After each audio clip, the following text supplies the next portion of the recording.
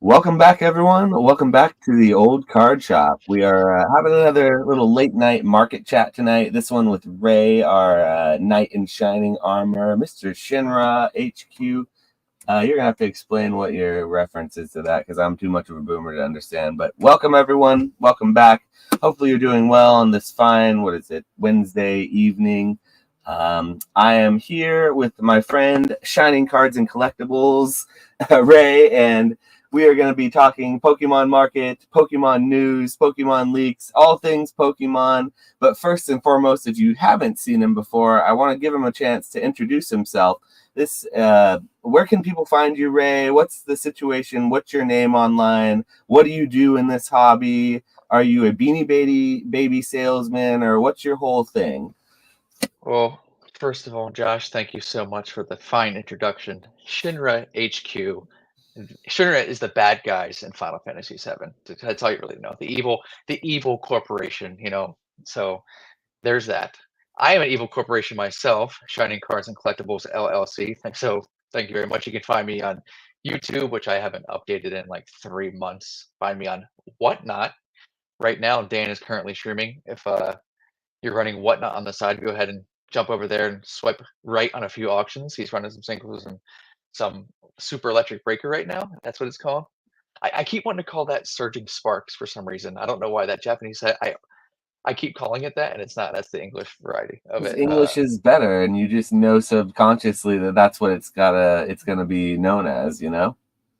Listen, you're not gonna get me on that one. I like English and Japanese. I just happen to sell more of the Japanese, but I do like English when it's not completely neutered from the sets. But yeah, I mean, I'm on all socials. Instagram, Whatnot is been popping off for us recently. 4 people to the team. Shout out Bierski.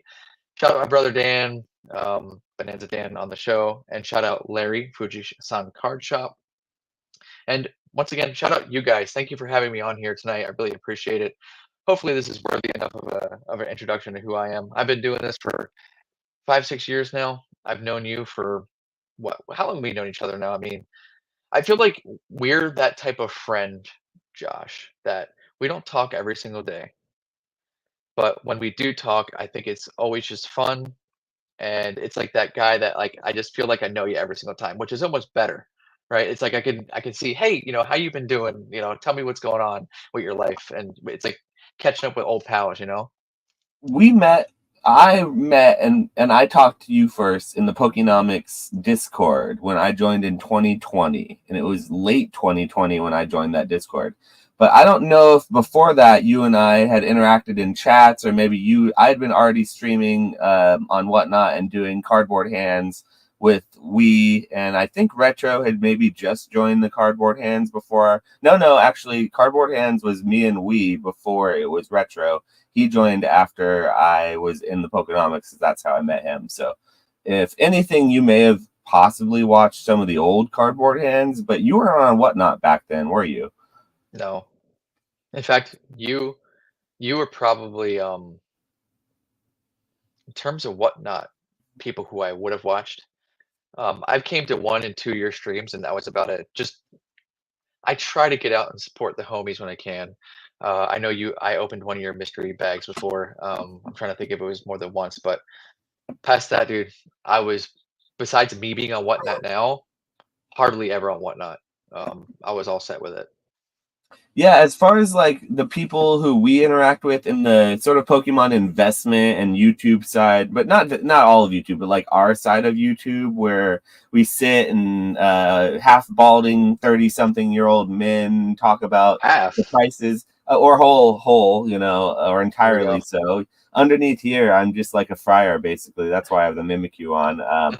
But anyway, in our sphere, it's very much so like we don't rip packs as much for fun. We don't do the like auctions for like live auctions. We buy things on like overseas on discount and like bulk, and we're really penny pinching on that sort of thing. We're buying below market most of the time. We're trying to save on shipping and trying to cut corners wherever we can to save costs. And that's just not the type of customer you find in the general, like, just open up the app and rip some packs. the type of person who's going to do that is maybe someone who's just after work and they can't really go and buy and wait 2 weeks for their product. They don't care about it then. They just want to rip a couple packs for $10-15, and that's how they get their dopamine hit for the day, and that's what they enjoy. So that's like the type of person who's going to buy there. So I wouldn't be surprised if you never saw me on Whatnot, because I don't go on those live stream things anymore, but I do go to support the homies sometimes and check them out. So once again, I think you did a great job describing what you do, but definitely if you're watching this and you're watching it back later on, Ray has always got some new streamer or one of his great old streamers on the platform streaming as much as he can. I don't know if it's like, you're not every day yet, are you? Or do you have someone on? Close to.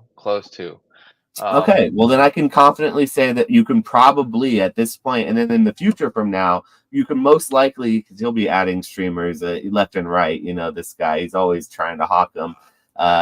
So you can go on Whatnot and find shining cards and collectibles and purchase some cheap and reliably sourced Japanese product and get that dopamine hit wherever you're at. So do so if you are listening to this in the future. Go support Ray or whoever's streaming on the platform, because he only has good people on there. I have friends who stream for him, so I can say confidently that. But anyway, enough shilling.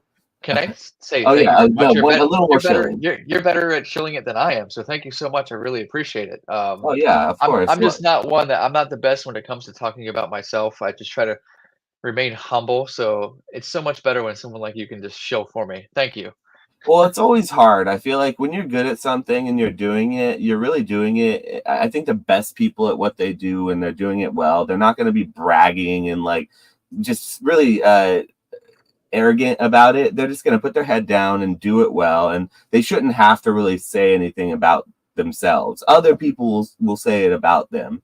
If you're doing something well, your reputation will speak for itself, essentially. So I think that's what you're doing, and that's just me shilling organically for you. So keep on doing that, and you'll grow. But we came here to talk the market, because I know you've been too busy streaming, but I want to kind of delve into your head a little bit and talk about what's going on. And maybe, I don't know, we could spend some time diving into some of the news that's come out. And I want to hear your thoughts on the new sets, since you are a big streamer now. And just that kind of stuff. But just to give a little preview of for anyone who's watching about what we're going to get into tonight, we're probably going to dive into some of the Surging Sparks and some of the like promos that have been released, and maybe some of the new reprint news that's come out about 151 English and Japanese, and some other like Pokemon related news. So what do you want to get into first? Ray, what are you feeling? What do you think it would be the most? Let's go right off the rip with Surging Sparks, and there's a reason. I've been, to anyone who will listen to me, and this is more private conversations, I guess I should say, because I've been having a lot more of those. I haven't been able to be like in the Discords and stuff as much, but like I've been saying, I felt the bubbling up of a boom coming, and I'm not saying that there's a boom happening. The market's doing really, really well. Now the boom, Josh, is something that you and I have been through. Some of the other probably people in this chat with 2020 to like 2022, 2023, like that was insanity, ridiculous craziness boom. But I've been calling now with how Scarlet and Violet's been progressing. Like if they keep doing this Pokemon, and they keep it up and they keep it up, like we could have ourselves a nice healthy little boom on our hands. And I just hate to use that word, because people like take it out of context, but especially people who remember 2020. No, but I feel like what's happening right now is what I've been calling, and it has a chance to only get better from here. And I think Surging Sparks, and the reason why I want to start here, is kind of the catalyst to start it. Besides, I think 151 was the first of the, like, hey, this, it's pretty good. Pouty and Fates was okay. And then, but this set is, as someone who's opened Super Electric Breaker and Paradise Dragona, it's good. I agree with that take. I feel like the market has been definitely cooking or heating up. I will add on to that and say I feel like we've been in a boom ever since 2020. There was a short time where maybe it cooled off compared to what it was, but it never truly really stopped being a boom technically, I think. So I feel like people are really worried about that word because when you see boom, it implies bust.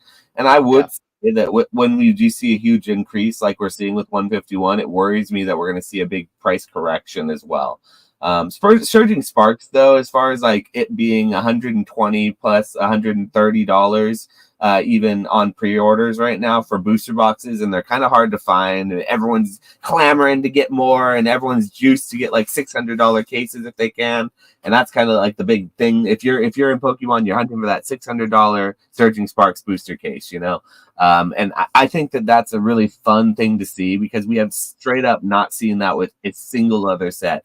Even Scarlet and Violet 151, it didn't have a huge MSRP, like above MSRP. Well, actually, I take that back. It was right at MSRP, and I think that's where Surging Sparks is going to be. Is going to be right around MSRP when it comes out for booster boxes. I don't know if it'll hit that above MSRP range. You think it'll get above like 160? Not from the start. I mean, First listen, week, not the 2 weeks before where people are building hype. Like the week it comes out, that Friday, Saturday, Sunday, the next Monday, how much do you think booster boxes will be that Monday? 130 to 140. I always give everything a range because Tom in Alabama might pay 131 and Josh in Portland might pay 140. Like I think it's fair to do that. So 130 to 140, and that might be still a little high. You know, I hate to call it like that much of hype and craziness right now because I don't think we're quite there yet. I still think Pokemon certainly has the capability to print to whatever demand, even if demand is higher right now. I still think that they have the ability to print to whatever demand is at this point necessary, right? Do you However, not I think will they're tell printing you, to their absolute max capacity right now? I think they've dialed it back, but I certainly do Really? think yes, for sure. Oh, I think because Scarlet and Violet early sets just I think they're good. I've always said this about Scarlet and Violet sets. I've given every if I was to rank them all, they're all between like a 7 and 8 out of 10. Except for the ones that are better, like 151. I think Temporal Forces is also really, really good. And I would rank that a little bit higher. But there is I think with Scarlet and Violet, there is no like Crimson Invasion, right? I just don't that doesn't exist. I don't think. I think Pokemon's done better in terms of overall quality, but I don't think that they've done a good job of mixing in new with old in early Scarlet and Violet. I think they just have been blasting new, and it's driven away a little bit of what would be like the collector boy fan base because let's be real, collector boys like the older stuff more. It's just how it is, and even that there'll be a point where some of the Sword and Shield Pokemon start becoming nostalgic, and then that'll become a little bit more collector boyish. But now we're starting to get some of the older Pokemon in these sets, especially like 151. Um, and it just I think that's tapered off. Demand definitely tapered off, so I think the tapering off of that printing has happened. But still, they own Millennium Print Group. Like, dude, they can they can fire it up any second. Pokemon is the masters of their whatever of their demand and knowing what it is, and it's not gonna. I don't think we're gonna see like the clearing out of like Target shelves like we've seen in the past. It's a long-winded answer. Sorry. I tend to disagree a little bit about a certain part of that take in that I think that they are going to max out their printing on this one, and they've been maxing out as much as they can, which is why we haven't seen reprints and we haven't seen that older product being put in boxes because they've after Sword and Shield, the pandemic era, they've depleted all of their like back stock of anything they could have used for like seeding old new collection boxes with that collector boy sort of stuff. And so now I do feel like they're on catch up and they haven't had a chance to really catch their breath. And even though Scarlet and Violet hasn't taken off per se, like we think it has in like Sword and Shield, I know that I'm on in the field that didn't like Scarlet and Violet very much, and I'm not the only one.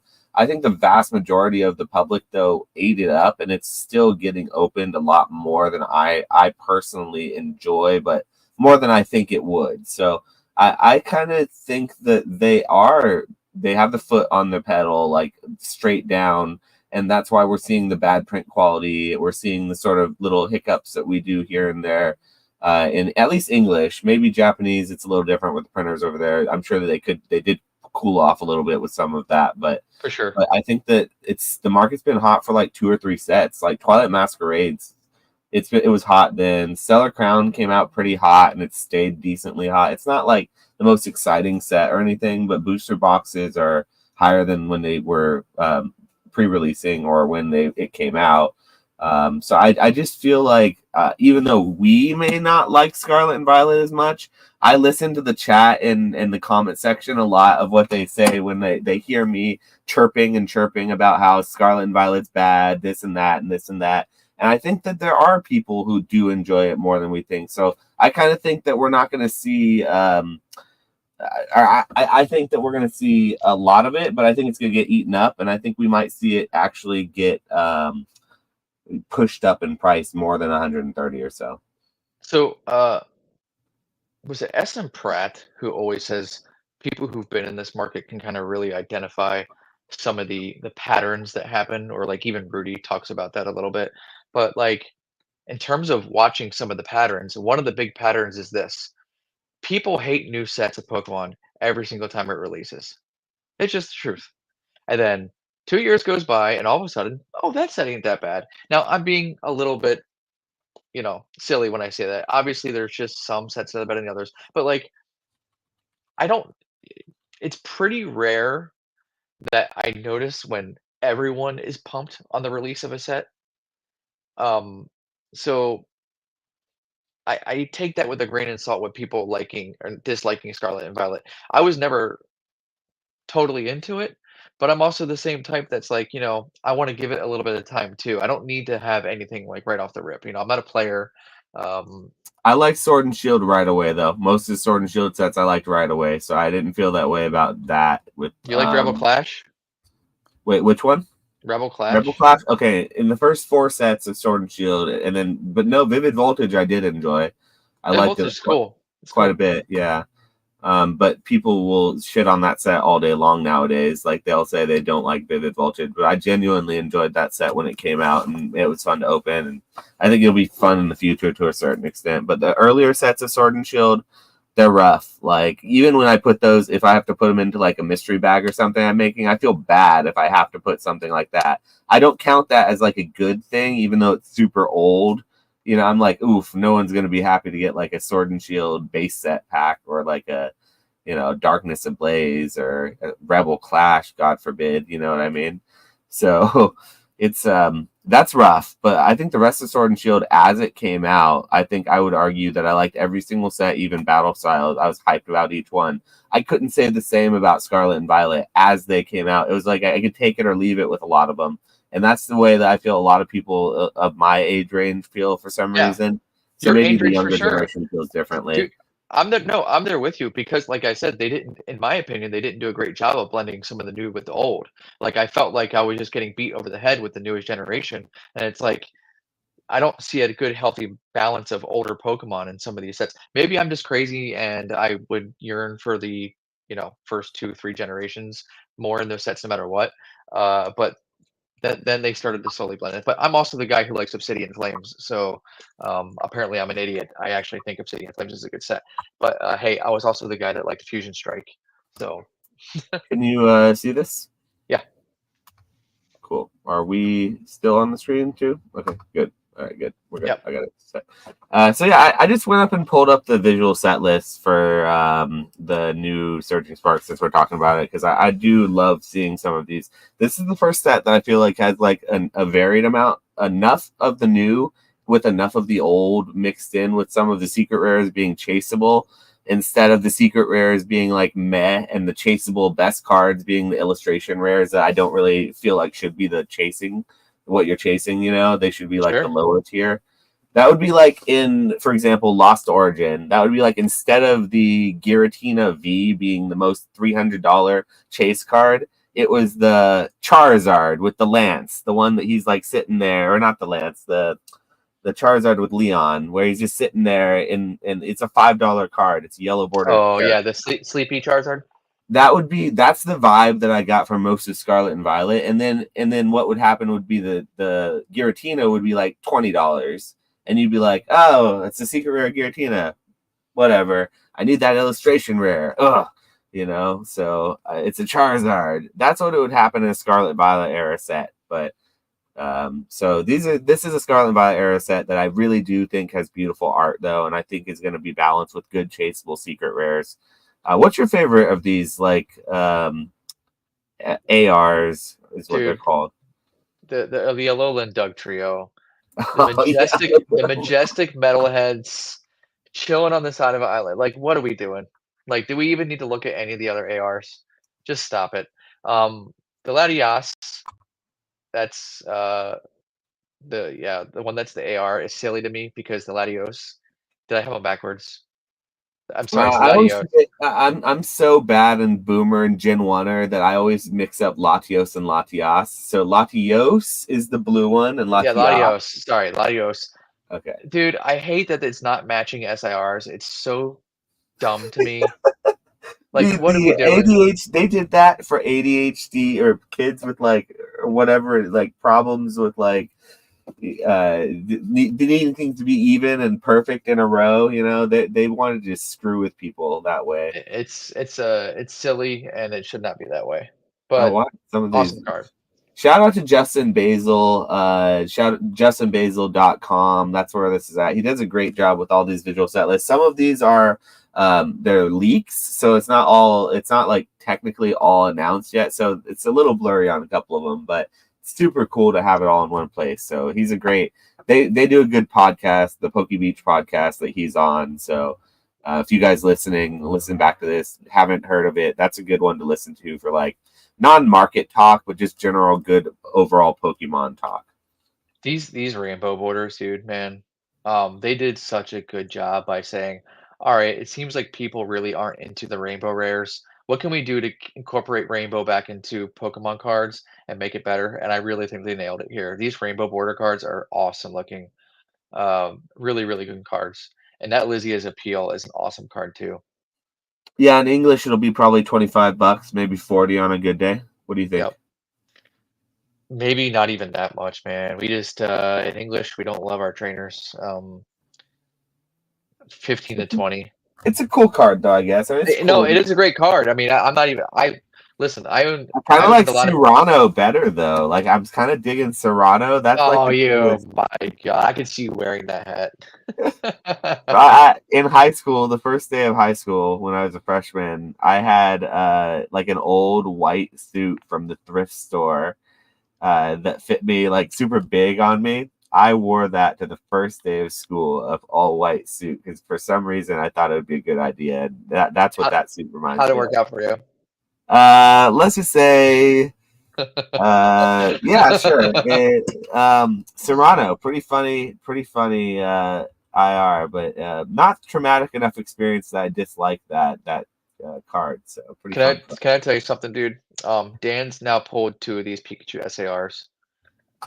That card is it's What's he incredible. going for? 160. In Japanese.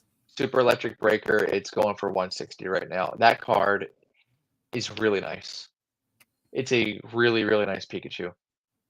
That thing I think has a pretty good future.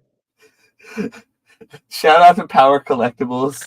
I was gonna ship out some slabs to him, but a typo came out wrong, and it came out that's on the top of my list of if I could have a superpower, it would be not the number one thing I would want, maybe not the number 2, 3, or 4 even, or even top 10. But it's not the last thing I would want. Is the superpower is to be able to shit out PSA 10 slabs. So shout out to Power Collectibles for that typo. Good on you shitting them out. Hey, I'm just saying it was a hilarious typo. So I got to shout the guy out. I laughed about it for like 5 minutes probably. Have you seen that Alolan Executor yet? The Corona beer. Nick keeps talking about tree. this Alolan's Executor being one of his favorites, and he likes that one. Arch Duraludon too. That's also another good looking card. But I like That the palm tree. I really like the palm tree. it's one of the few cards that I was just like, I need to go buy this. I went and bought one. I like it a lot. Oh man, What do you think of the Pikachu SAR, man? You don't seem too thrilled with it. You didn't say one word about it. You're I looking at feel it. like it's one of those things that when I think about the Pikachu SAR, it doesn't matter. I'm personally a little bit disappointed with it. Not that it's bad. I just was expecting more. Like I've seen Pikachu IRs, or I love the Lost Origin Pikachu V and the Pikachu V Max that they did with character rare. I loved like the Paldea chest with the three with a bunch of Pokemon in the background, the springtime. I love that sort of that trio and the combination, almost tag team like thing that they did with that one. I love the 151 Pikachu with like the Growlithe in the back, or like all the Pokemon all over in the background, and That card is great. yeah, I love that card, and I feel like it's super undervalued. And I think the It art, is. if it had texture on it, it's gorgeous. I like the Detective Pikachu promo that we didn't get in English. I love the artwork on that card. Like all those cards, those Pikachu arts are freaking fire. Even the one, yeah, that one right there. I love that. It's fire art. This Pikachu is just like it looks like a VMAX Pikachu to me. You know what I mean? It looks like so. Here's what I can describe it as I to I me. don't know what you mean because that's completely wrong. You're a madman. But It's go on. like the VMAX Mew from Fusion Strike to me. It's just too close. It's busy. Maybe I have to see the card in person to get like the art of it, but it feels like it's just the too close to Pikachu and it's a butt shot. And it's like I don't really need the butt shot or like the really close up thing. But I'm sure it's beautiful in person. I'll change my opinion. That's It's maybe a hot take, but you asked why I was being quiet about it, but that's why it no, seems yeah, like it's definitely a card you guys like. Here, I'm looking at it with a flat surface. I can see what you're talking about. In person, when you have the sun rays and stuff hitting it from the right with the texture, it's really nice. They did a great job. so what Colt said about the Pikachu in that he likes the full art Pikachu better than this one is like I'm not quite there, but I like them equally in that I think that the rainbow border on the card and the look of the gems actually don't turn me off from how it looks. So I kind of that take isn't a bad take, and so my take on this Pikachu is probably a really hot take. It's probably not a very popular take, so I don't think it's one that I'm going to like be I'm not pushing it or anything, but it's just I think I've seen the art style that they've done with Pikachu in other cards. I am more of a I tend to lean towards that more. Sure. So that's just my thought. But I don't want to shit on the Pikachu or anything because it's a great Pikachu. Like it's fantastic. The fact that it's could be a EX SAR that's like hard to pull and people are going to want it because it's like got texture and it's got the beautiful rainbow borders and it's probably going to be tough to grade because the print quality has been a little bit iffy on a lot of cards. And I just want to say I'm a huge fan of having of Pokemon. It makes me so bullish to have Pokemon be printing so much that the print quality has been like teetering on the bad side, and that's what we have to deal with. Our biggest complaint is like, oh, the print quality has been bad. Like, I'm so glad for that because it pumps it pumps the value of PSAs so hard in those PSA 10 prices. And for me, someone who deals with PSA and flips and likes to grade a lot of cards, like, and who I feel like I have a good eye for it too, like better than the general public possibly.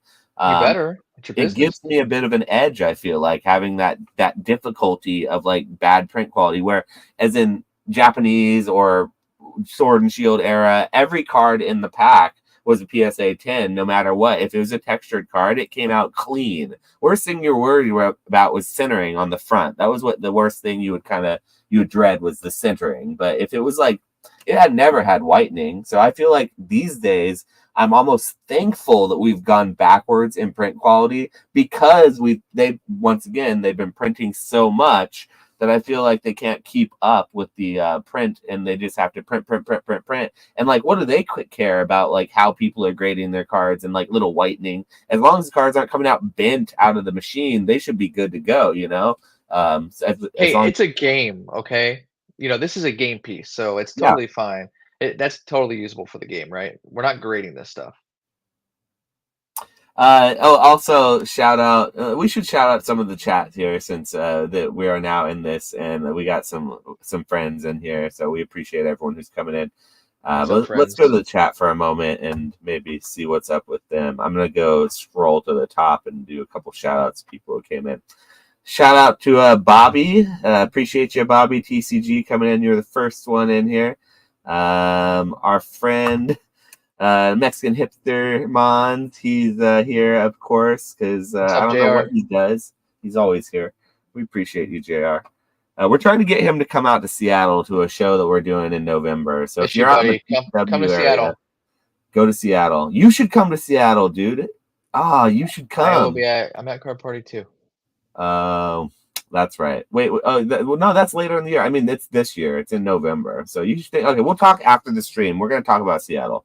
But shout out to Ray, or shout out to JR. Sorry, Ray. Hey, shout out to Let's me see. too. It's cool. Thank you. Yeah, we're gonna shout out Ray too. E-Unit, what's up, man? We appreciate you. Thanks for coming in. You're always supporting. We appreciate you being here as always. Let's see. Fresh Tats, what's up, man? We appreciate you. Shout out to you. Is this Sarah? Sarah, we appreciate you. I don't know what that you said. I must have said something weird there. Cole, of course. What's up, Colt? What's up, man? Peek That Chew, shout out. Go check him out on YouTube whenever he makes his next series. It's gonna be a good one. He always takes a while to make his series because he puts a lot of good work into it and makes it quality. So go check him out on YouTube. Shout out Son of a Mewtwo. Yeah, we got to get PK in one of these sometimes. Yeah, he's a married man with children, so I try not to like last minute get him in a. I know that you have children too, but I know you're streaming constantly, so I guess these days I shouldn't feel bad about PK. He's streaming constantly now too, isn't he? I haven't been able to catch one of his streams yet. Well, I mean, I haven't caught one either yet, but I know he's like Dan said he's doing it like almost every other night. I feel like he's constantly live. He's He was live grinding just then. the other day. He's grinding then, man. People don't realize, you go throw 4 or 5 hours into a stream. They don't see the after work that comes with that too. Yeah. Like, that's what I mean. Like, he's got kids, he's got a wife, he works, he streams every night. The man's a machine. So yeah, we'll probably never see PK again except for his weekly Thursday chat. Shout out to Walrus. What's up, man? Speaking of never seeing people again, ever since he started working for Nick, he just slaves away in his basement. I'm pretty sure Nick has him like chained down. Yeah, I mean, have you is that talked to the Nick a thing? lot? Yeah, dude, have you talked to him? No, I haven't. That's why I'm worried. I literally haven't talked to him at all. So shout out Let to me just Walrus. Thanks say, for I being would here, man. never work for Nick. That dude, you can just clearly tell. I mean, he was a sailor.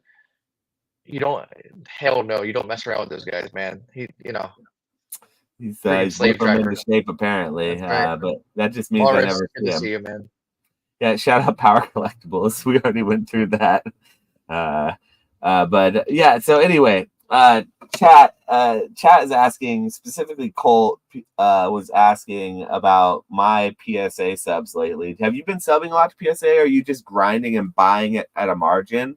Like, do you even sub these days, or do you sell all your raw cards through the whatnot? I'm curious how that works out for you. I Are you curious? sent my first PSA sub like in months yesterday. It was only about 60 cards.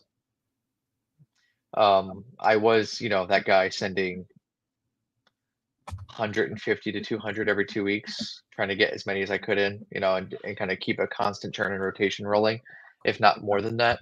But I've been doing the trying to push everything through whatnot as much as I can. It, trying to build that up. It's an acknowledgement that I can't win every single time. If I want it to grow as rapidly as I have, you're going to take some losses, and you got to make people feel like they got great deals. And I mean, they are getting great deals, quite frankly. So, yes, I haven't been subbing as much. By the way, I just want to mention about Surging Sparks really quick because we're not talking about that, but I just want to. I didn't get a chance to say this. And this is really important, and this goes back to the Pokemon market definitely bubbling up. Not quite spilling over the pot yet, but did you see Safari Zone drop booster boxes last night? By any chance? It sold out in a minute, correct? I think It was 500 boxes in 10 minutes. Oh, 10 minutes. Okay. I That know is it's a nuts. ridiculous number in a small amount of time. Yeah. That is nuts. That's crazy. So honestly, honest to God, the last time I saw this kind of demand was Vivid Voltage. Yep. Dude, that's exactly what I said yesterday. I Yeah. was talking to someone, sending them a message like, I haven't seen this. This is reminding me of 2020 Vivid Voltage. Remember, That, you couldn't get the build and battle boxes. yeah, it gives like 20, it definitely gives 2020 Vivid Voltage $180 booster box the month after it comes out vibes. Before, like, there's never going to be a reprint because people are going to, they're going to drag their feet letting out the reprint for this Surging Sparks, and people are going to be like, oh, these new coming sets are too good, like the Rocket set, all these great the evolution set that's coming out with the all the evolutions in it, and then the gym heroes set or the gym Pokemon set where the leaders are in it. So all these sets are coming out. People are gonna say, oh, you can't reprint because they just have to focus on what's coming out. That's going to push that price up on the booster box. If it's already 120, I mean, I'm definitely feeling 140 plus on release probably. And those boxes last night that they sold, they were selling for 100, which was nuts. I was pissed that I actually missed it. I missed it. I was messaging someone like, "Hey," I was actually messaging like, "Hey, how much do you want?" Getting ready to grab some of this. By the time I went to go grab it, it was gone. Mistake. Yeah, it's definitely every time I see whenever someone posts about Surging Sparks, if it's $100 boxes, that's like the ask for people. That's like the dream right now. So the fact that they put it up, Safari Zone, I don't know what. How do you feel about Safari Zone? Do you love them or do you hate them, or is it a little bit of both with that particular company? What do you think about that? I don't love or hate any particular company. Well, I should say I do love some, but I don't hate anyone. Um, I don't mean hate like you're out to get them or something. I mean, the situation with Safari Zone has always been that they dump a lot of product on the market at a really cheap rate, sometimes cheaper than what most people get from distribution. And some people, myself in the past, have said that they have contributed in a smaller degree to like that race to the bottom, almost in a way that's in a toxic way, because it's like, first of all, are they making anything on this at all besides the credit card fees, if that? And if they are, what's the purpose, I guess, of dumping that much product that quickly to like the just general public per se, with like no distribution or anything like that, no care or want or desire? I guess that's just a bias I have as a seller who usually gets from distribution. And honestly, I buy at a higher rate than most of the time Safari Zone charges for their booster boxes, typically what I can get on the secondary market. So so then why complain? I mean, Josh, everyone, hey, look at me. What Josh just told you is you have access pretty much to distribution pricing. yeah. I happen to be a fan of Angelique at Safari Zone. Oh, I she's think fantastic. Don't she take that runs a as like great business. she's doing I know. I'm just saying she runs a she's great business. good. No, but I get this question a lot. I get questions in my whatnot messages. Hey man, what are you doing for distro? What are you doing for distro? You don't need it. Okay. No, you Go really check out don't. Yeah, go you check can out just buy Safari from Zone. Safari Now, Zone. Yeah. where you will get in trouble is if this boom that Josh and I are talking about really takes off to where you start, you know, you can't get anything, and Timmy and Johnny down the street just go wipe out targets and are just able to flip it on It's Facebook going to cost Marketplace for more from double. Safari Zone at that point. You're not going to get it for You won't 100. you won't get it that easy, and the But only here's the way you'll thing: be you able to won't get get it it from is through distro distribution. either. Because if you wanted the Surging Sparks, you had to put in your orders many months ago when it was cheaper to buy from Safari Zone, honestly. And now that you can't do it, you can't put in more orders. If I were to call up my distro and say, "Hey, dude, I really need more Surging Sparks," he'd be like, "You and everyone else, like, yeah, of course you do, buddy. I bet you do. Stand in line." So it's always too late when it's moved like that. It's like you always have to strike way before, and that requires having a certain amount of confidence and a certain amount of like a level of like just YOLO about it, or like knowledge of like it's going to be a good set no matter what. Pokemon's not going to drop the ball. But someone like me, I was naysaying Surging Sparks in the very early on because I didn't have faith in Scarlet and Violet. I was thinking they might like skip a secret rare Pikachu and instead just do the full art and do a bunch of like new Pokemon secret rare cards. I was wrong, and I'm so happy I was wrong. But it was a very real possibility at the point. That was what I think a lot of people thought was, because they gave us a dragon set with no dragons in it, basically. Yeah, it's So silly. The name does not match up at all, but that doesn't matter. It has a Pikachu in it. But I want to just finish up the point with Safari Zone. I don't see why anybody would be mad about being able to go purchase what they were able to purchase last night and instantly flip it for $20 or $30 more. And Safari Zone made you money last night if you're paying attention. yeah.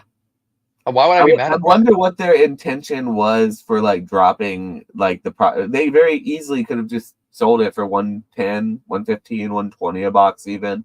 I'm wondering why they didn't make that extra profit where they could. That's where my head goes sometimes as a business. Like they're clearly they're racing to the bottom and they're trying to provide, I guess, good value, but I'm just curious as to like why they would do that. I just think that they churn probably so much that it's just nothing for them.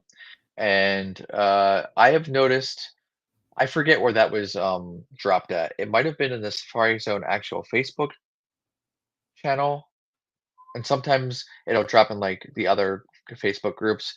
But dude, they will drop really, really sweet, awesome deals for people in that Facebook group.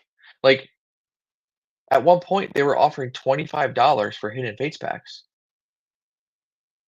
$25. I had at that point, I only had, what was it? I sold a whole bunch of packs. I just got done doing like card party, but I think I had a case. I want to say maybe I had a case, and I bought at case price what are the Hidden Fates boxes. I know you like talking Hidden Fates, so I'm gonna use it really quick. But $160 a box roughly for Hidden Fates right now. So Yeah, 150, 160 is fair. I'd pay probably 160. Yeah. what's that? $16 a pack, dude. I Yep. just packed it all up and just sent it to Safari Zone. Bye. Yeah, that's crazy. They were buying at that high of a rate, that because I can hardly sell it at shows for $20 a card, and I feel and, like that's and like a high rate. and then just graded all the promos, got tens, and turned I mean, it's That's ten wild. dollars on each pack Well, just yeah, by sitting we to that. better not talk too much about Hidden Fates. We don't want to blow that play because I always love buying Hidden Fates ETBs and packing it out and taking the promo and grading it. I should shut up. I should really be Yep. quiet. Say less. Anyway, it's going more back to what the chat though. Peak That Chew also asked about grading, and I wanted to hear, and I was starting to go a little bit into that, but we kind of went a little bit back into certain sparks. But have you been grading any English lately at all?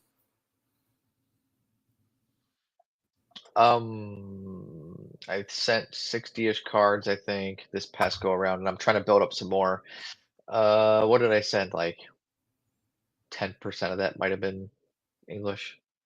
It's still mostly Japanese. Why? Well, Peak That Chew asked, Josh, how have your recent English PSA subs been? Higher gem rate recently, or does it feel the same? And then talked about the Pikachu IR. No, so I do only pretty much exclusively sub Japanese when I'm English when I'm subbing to PSA. All my Japanese, if I think it's of good quality, will go to Beckett typically or CGC, because I think if it can get a pristine or a gold label or something like that, I'll go with one of the other grading companies with it for other languages. But English stuff goes to PSA, and I feel like what the opposite of that has been true. Colt, I sent 53 cards in my last sub. I just got back this week. Some of the ones you saw in my story sale, 53 cards, and out of the 53, 23 of them were PSA 10s. And I thought that was absolutely horrendous because I wasn't going for PSA 1s. I wasn't going for PSA 8s. I was not going for PSA 9s. I was going strictly for PSA 10s in that sub. And I got a 23 out of 53 cards, which is, by my calculations, less than half. So that's not good. Less than 50%. In school, that's 50. Under 50 is failing. You failed that And one, man. Yeah, that sucks. that's a failure, in my opinion. Yeah, I'll make a lot of money on the sub. All the You'll cards be will. fine, but Yeah, yes. but I would have liked it to be like what it used to be. My gem rate used to be 70 plus 80% maybe, and Yep. when I was wanting, and I'm trying harder now than I ever did before to get that 70, 80. I'm like looking at each card, pre-grading a lot harder. The difference is I'm grading Scarlet and Violet stuff. I'm grading a lot of Scarlet and Violet. Like it's a lot of that, it's just it's not the same. Those corners aren't as rounded. You see fraying a lot more, it's just not as sharp. The blades aren't as sharp. And Yeah, you definitely see a lot of that. Like I call it almost like a corner dimple, where it's like it doesn't quite cut correctly on that corner, and it sucks. I don't ever really know what to do with some of that. Sometimes I still many cards as I've sent the PSA. I don't know what they do with that. I've seen some that PSA 10 just fine, but it always I probably wouldn't send it um, unless it's it was it's like so weird. It's I know this is what everyone says, but with PSA, it's all about who grades it because it's true. I okay, here's something I don't do anymore, so I'm comfortable like talking about this because it's just in the big boom when vintage was booming hard. I used to grade. Okay, yeah, let me go in. I like opening stuff, but I don't like the gamble of it. But I like the nostalgia of opening vintage, just like opening box openings almost. So in order to get that nostalgia, I don't need to have a randomized experience by opening a pack and getting that like rush of like, oh, could it be $1,000 card and I paid less and I'm like chasing it. I don't need that, but I get the same level of nostalgia out of opening theme decks. And so I found that when I open a theme deck, I look at the cards, I see the art, I'm like, oh man, I remember because I was a player. I played the game back in the day. So I bought those theme decks most of the time, or I would have bought them. So some of them that I miss when I open it now, I'm like, I'm going back, I'm like, oh, this is cool. Like this is the one I didn't get to open back then. I would have liked this. And I could at a certain point buy theme decks on eBay, open them, take the hollows, grade them if they look good. Even as a 9, it's like 40, $50 in a PSA 9 for a lot of those hollows. And then a lot of the like commons and uncommons, I could grade and sell those for like $50 to $100 if they were a popular species. And there'd be multiples of each one, and they were a theme deck. And like I would do really well doing that, and they'd sell relatively quickly, and I'd have a lot of mint vintage cards left behind that weren't worth grading, and it was a great racket. And for a while it worked. It doesn't work anymore. I will tell you right now, if you go buy theme decks, you try to grade some, your PSA 10 rate, first of all, isn't great on that kind of stuff. You get corner dings and things just like with any vintage. But people just don't buy vintage like they did back in the boom. So, sorry, my dog is down here and he's like wanting No, to. vintage right now is kind of rough, man. In some cases, Say hi. I mean, we can just turn this into a puppy stream if you want. I'm all about Yeah. it. No, he just wouldn't leave me alone, so he wanted to come up and say hi. I don't He's a blame him. little. I want to do the same thing he's doing right now. Can I just He cuddle you one turned just it like that? 1 year 2 days ago, so he's a 1-year-old pup now. This is his birthday. You know how they always say like the dog's a reflection of the owner. In Is this he a case, reflection? it does not apply at all. Okay, I was gonna say I wouldn't think so at all with this little guy because he's adorable. He's so cute. He's a long boy. I can't show him correctly, but he's a little wiener dog.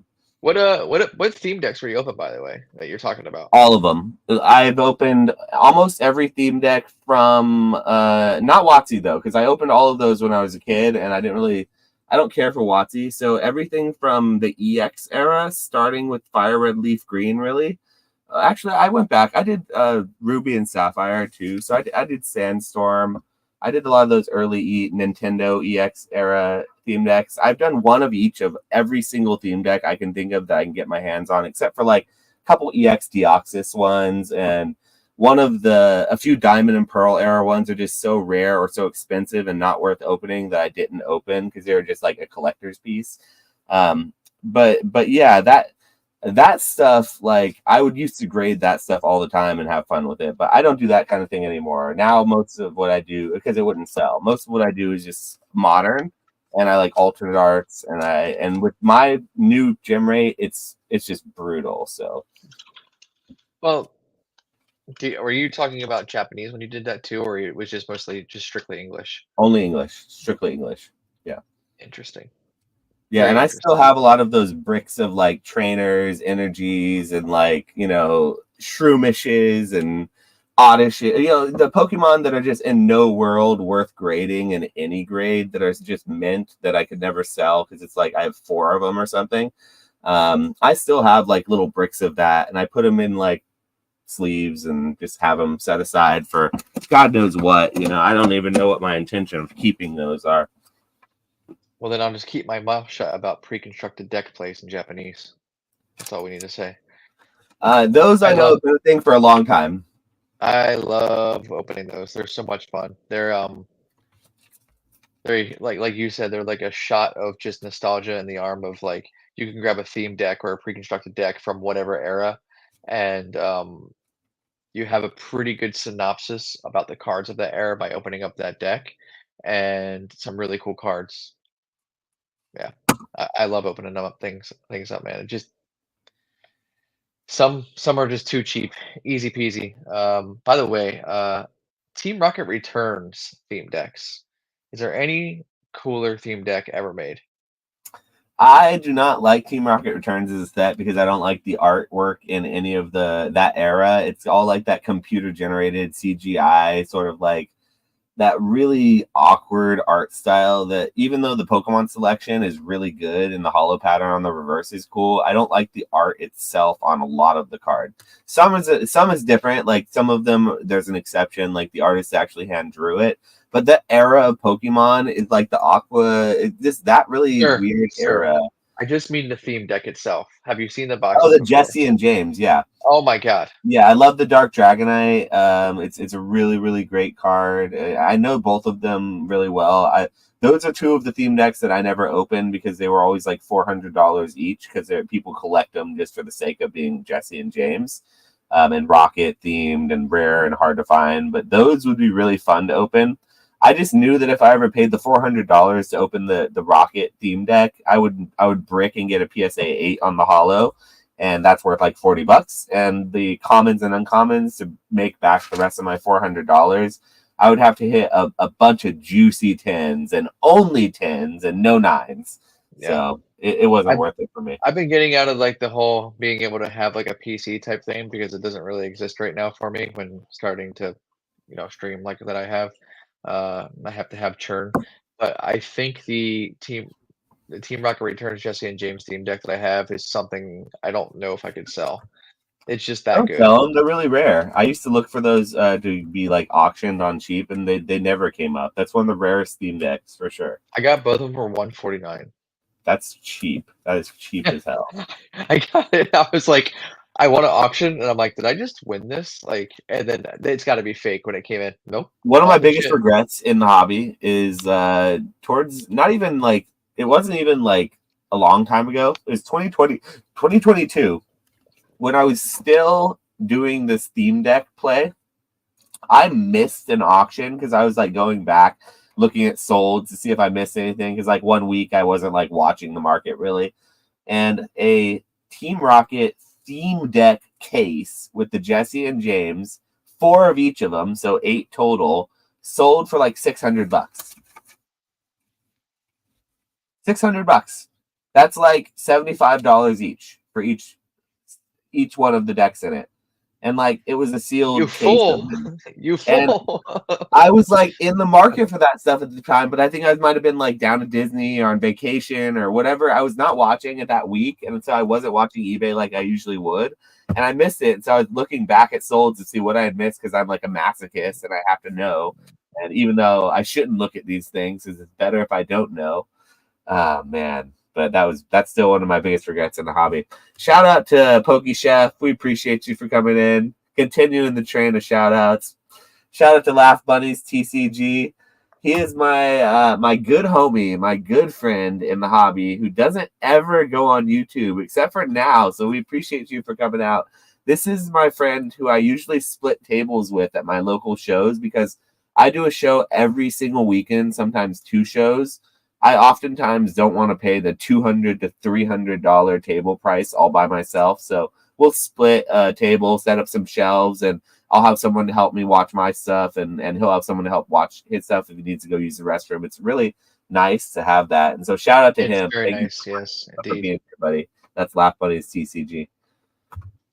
But yeah, we have 2 shows this weekend, by the way. So if you are going to be in the Greater Bay Area, we're going to be at the 680 Card Show, which is kind of like a newer show that's happening, a 1-day Saturday only thing. And then we're doing like a Halloween themed collectors event that I think there's going to be like a costume contest, and I might have to like wear my Gengar shirt or something like Halloween, and then the Mimikyu.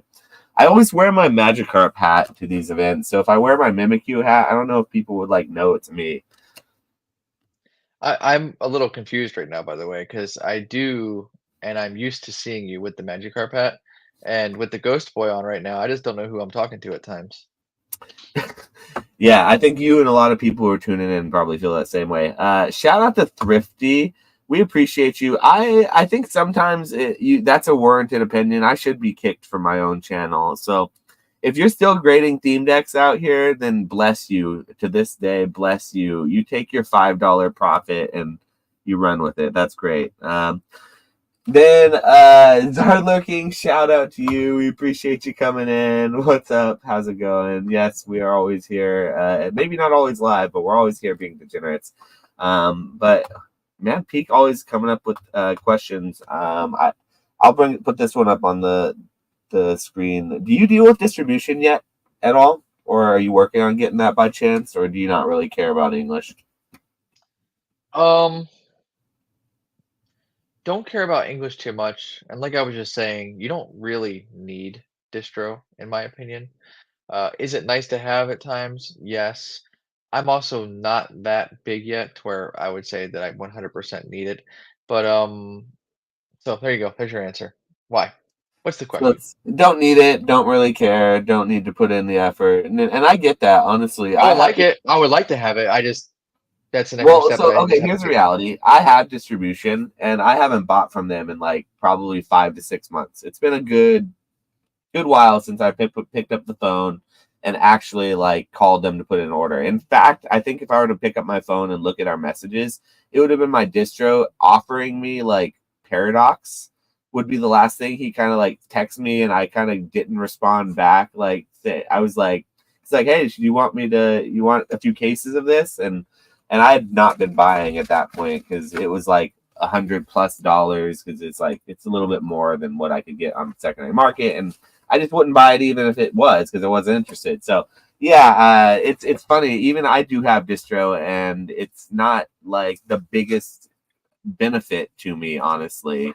Hey Uh, man, if you buy, I'll sell you 3 boxes of Assurging Sparks if you take 14 ETBs of Shrouded Fable off me. yeah, and so as far as like allocation though is concerned, I do Scam. feel like there is a serious trend in what Pokemon's doing in the way they're releasing product, or at least the way that some of these companies like MJ Holding are withholding and then releasing product. That it is differing how it used to be. It used to be a lot more would go to distribution and then it would also go to big box, but now it feels like these restocks are either going all to big box and not to distribution, or I don't know what's happening. I don't think that we've had any kind of real like supply issue in any way, right? Is he good over there? Sorry, my dog. I have 2 dogs, and this dog is trying to play with the old one, and it's making the old one cough and get all excited because she's like 15 years old. So I I've picked see. him up and distract him for a moment so he doesn't Yeah. give my other one a heart attack. Sorry.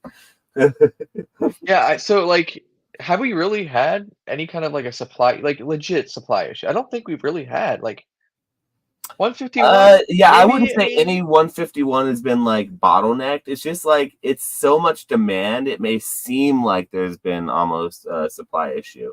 like for example, like you were talking earlier about how it seems like they might not be able to catch up a little bit with what's going on. And that's where I would just say I don't know if I agree with that. To me, every time that we've gotten hit with some sort of reprint seems to be about that time where they hit you with a reprint. When booster boxes of new sets you start seeing them get to that 180 range on a new set, look out. Like it's gonna probably happen. We haven't You may seen not any even reprints whatsoever, and here's a tinfoil hat there. I think that Paldean Fates reprint that we saw a little bit hit might have been older product that got how do you dumped evolve, back. do you mean?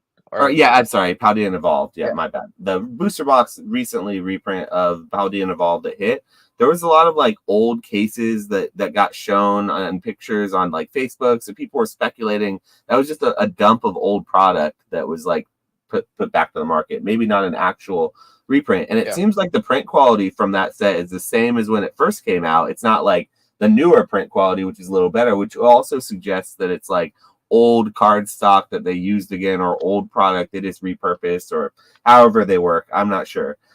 So I'm not even sure we've even had one reprint yet of booster boxes to this date of Scarlet and Violet era. So, or maybe there was one of Scarlet and Violet booster boxes, base booster boxes, or that once again could also have just been a restock, not a reprint. I think there has been. I think Cloudy Evolved was reprinted. It's a very popular set. That was getting up there. Wasn't it up to 160, 170 range? Cloudy Evolved? I think it was 150. It didn't ever get to 160, but it was on its way there. The reprint hit, it dropped down, but now it's back up to where it was. The reprint did not do any damage to the price. That's the thing is, I do think Pokemon is monitoring, and they're pretty damn good at dialing in those print runs right now. I think they are good at it. If that's what you're saying, I you might be right. But I thought it was a reprint. But It was they just don't. an allocation, what's it called, restocking, and I think you're right about them dialing in. I just think they're printing a shit ton, Yeah, and they're I agree with printing. that too. Okay, can you be good? By Can the you be way, good the if I put you words down? Once you start hearing the words from people Chat, pointed to does he oblivion, look like he could be good if I put him on the ground? Is this the face of a dog that's going to be good? no, absolutely not. Okay, yeah, I don't think so. You're staying with me, buddy. Also, Cole was just saying booster bundles of 151 specifically are gone almost immediately, no matter who gets them. It's insane, and that's what I listen. 151 is like a legendary set. People don't want to like. I forget your take on it. I don't think you don't you like the set, but you don't like Master Balls, right? Like on the Japanese side. I love. We're gonna see what happens if I put him down. I love the set. I think 151 is one of the best sets of all time. I just am not really bullish on the short. Well, okay, never mind. I am really bullish on it. I just don't think it's investable right now. I think it's gonna get the Hidden Fates treatment. What are you In that, talking about? It's totally investable right now. no, I think it's Wait, flippable right now. I don't think it's investable. we call those short-term investments. No, we call those flippable. I'm We call that kidding, man. flippable, my I'm friend kidding. here. I'm Yeah, yeah. kidding. Yeah. Yeah, By the way, the way I feel about it is that it's one of the best sets of all time, and one of the it problems that the is. best sets of all time always run across is that they get printed to the effing ground. It gets the evolutions treatment, gets the hidden fates treatment. Some of the best sets of all time are now, for a long time, they weren't worth a lot, and to this day, sort of stagnate because there's so much of it, and it's sort of it becomes a niche thing after everyone in the world has had it thrown in their face so much. The people who want it, then it becomes like, oh, you like someone comes up to me at a show and they come up with a binder saying, hey, I'm collecting evolutions. I'm surprised. Me, Josh, the old card shop, I'm not surprised very much at all in this hobby. If you come up to me with a binder and you're like, hey, man, if you flip it open, you could tell me a roulette of things go through my mind of what's going to be in that binder. First page, I'm thinking it's going to be like alternate arts. It's going to be a bunch of V's. It's going to be regular hollows, maybe promos that aren't worth anything that have been picked out and like there's like empty gaps. If it's an Evolutions master set in 2024 going into 2025, I'm like, oh. So there's a niche. There are niche, but that was the biggest set of all time at one point. Same thing with Hidden Fates. Same thing could potentially be true with 151. I'm not saying that's going to be like the case in the next year where people are going to forget about it, but in the next 2 years, maybe 3 years, there's a place where it could do what Hidden Fates did and sit at $100, 150 in ETB, and no one really cares. You know what I mean? Yeah, I mean, it's all gonna matter with what shakes out with what's going on in this market right now, right? I mean, that's gonna be part of what happens. Because if we keep doing this bubble, I don't mean, by the way, I don't mean bubble like, market bubble. Like I Wolf Bottom. mean, boiling up and bubbling up into to more demand. I just want to make sure that my term is used correctly there, because if you ask some people, we've been in a bubble for what since 2020, so 4 or 5 years now, and I just think that's completely wrong. I've said this whole entire time that I don't we've had ebbs and flows of the market go up and down, but I think that we're at a new normal at times. A new normal meaning there's much more people in the hobby. That's it. That's all there is to it. We're consistently right now growing much more. Like this is for fuck's sake, GameStop just became a massive PSA, drop off location with all what 3,000, 4,000 other stores. I mean, the hobby is growing like crazy. I mean, it's not like it's We it's should like talk freaking about rocket GameStop science. because I want to hear your take on that. Let's make that one of our topics for Sure, tonight. I'll pull up sure. the Poke Beach thing because I do want to know what you think about the GameStop situation here. And either way, I don't think we're going to see the end of 151 anytime soon. Both obviously Japanese just got announced for reprint, and 151 is going to be reprinted more. But like guys, it's a historical set. There's no like there's never been a set that has all 151 in a set before. Like, come on. Like, if there is there any more collectible thing than that? Like, what are we doing here?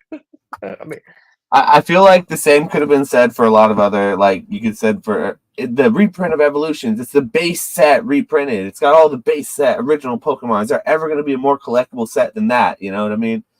yeah, Or base set one, first edition base set. like, oh, this is all the shinies are in this set. It's the first ever shining set that they made. Like, it's got like the first ever full art shining Pokemon. Baby shinies were kind of like really brought out and brought to the forefront. This is the best set ever. Same could be said for Hidden Fates. You know what I mean? I feel like that argument could be said for any modern set, and you could say it for Surging Sparks if you really wanted to. You know what I mean? No, you can't. No, you can't. There's people who are going to say it's the best set of all time. I think those people are jaded, and it's just their favorite because of XYZ reasons, and it's not everyone's favorite, but there This are is people who feel that way. this is legitimately all original 151 are together for the first time in a set. Like, if people can't see that for what it is, I don't know what other thing you need to have slapped across your face. Um, it's it's incredible. No, 151's good. I will say that it's very good. I'm not trying to say it's not good at all. I've never I not know, said that. And I the know. other sets that I'm using as examples are some of like touted as the best sets of all time by many people. So I'm not trying to. I'm not saying bad things about it at all. I'm just saying that people think that they can buy their $50 booster bundle and it's gonna be $100 next year are severely I think going to be disappointed, and what they're going to see is their $50 booster bundle is probably going to hover between 35 and 65 to maybe 70 at the most, and for a matter of years, because it's going to be restocked over and over and over because they know how popular it is. I would say let's see what happens to demand and supply within the next year. The fucking sets that are coming, Josh, dude. We have EV Heroes 2, Team Rocket, Jim. Like, if they nail these sets coming up, there could be some insanity with demand. So, GameStop. Yeah, sorry, let me catch up with the chat a little bit here. Sure, yeah, go ahead. Yeah. First appearance of missing number.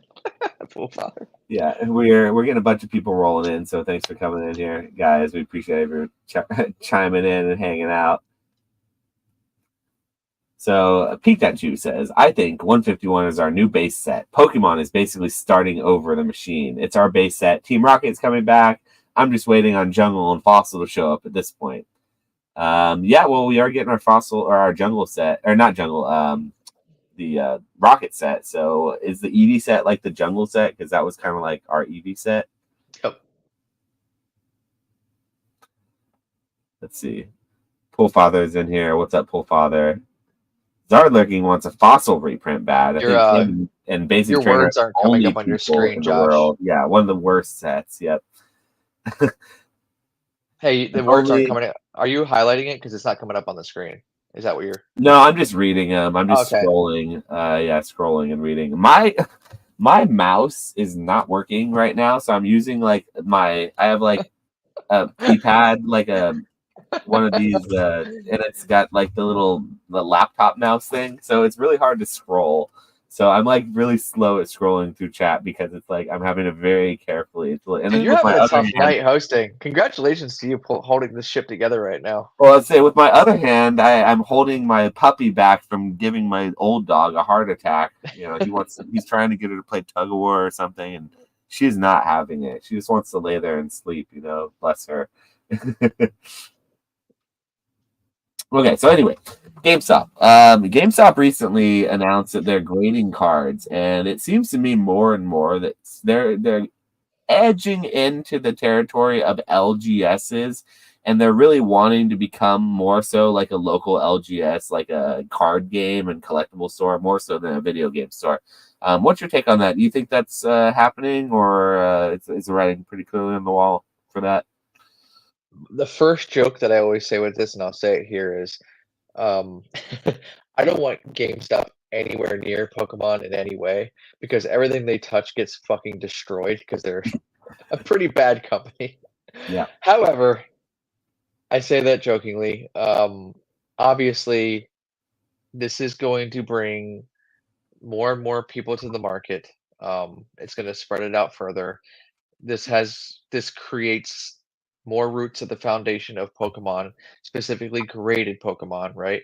Um, I'm all for it. If this gives someone an easy way down the road to give someone some trustworthy grading, cool. Like I'm really just all about it. Introducing people to the hobby and getting people in here.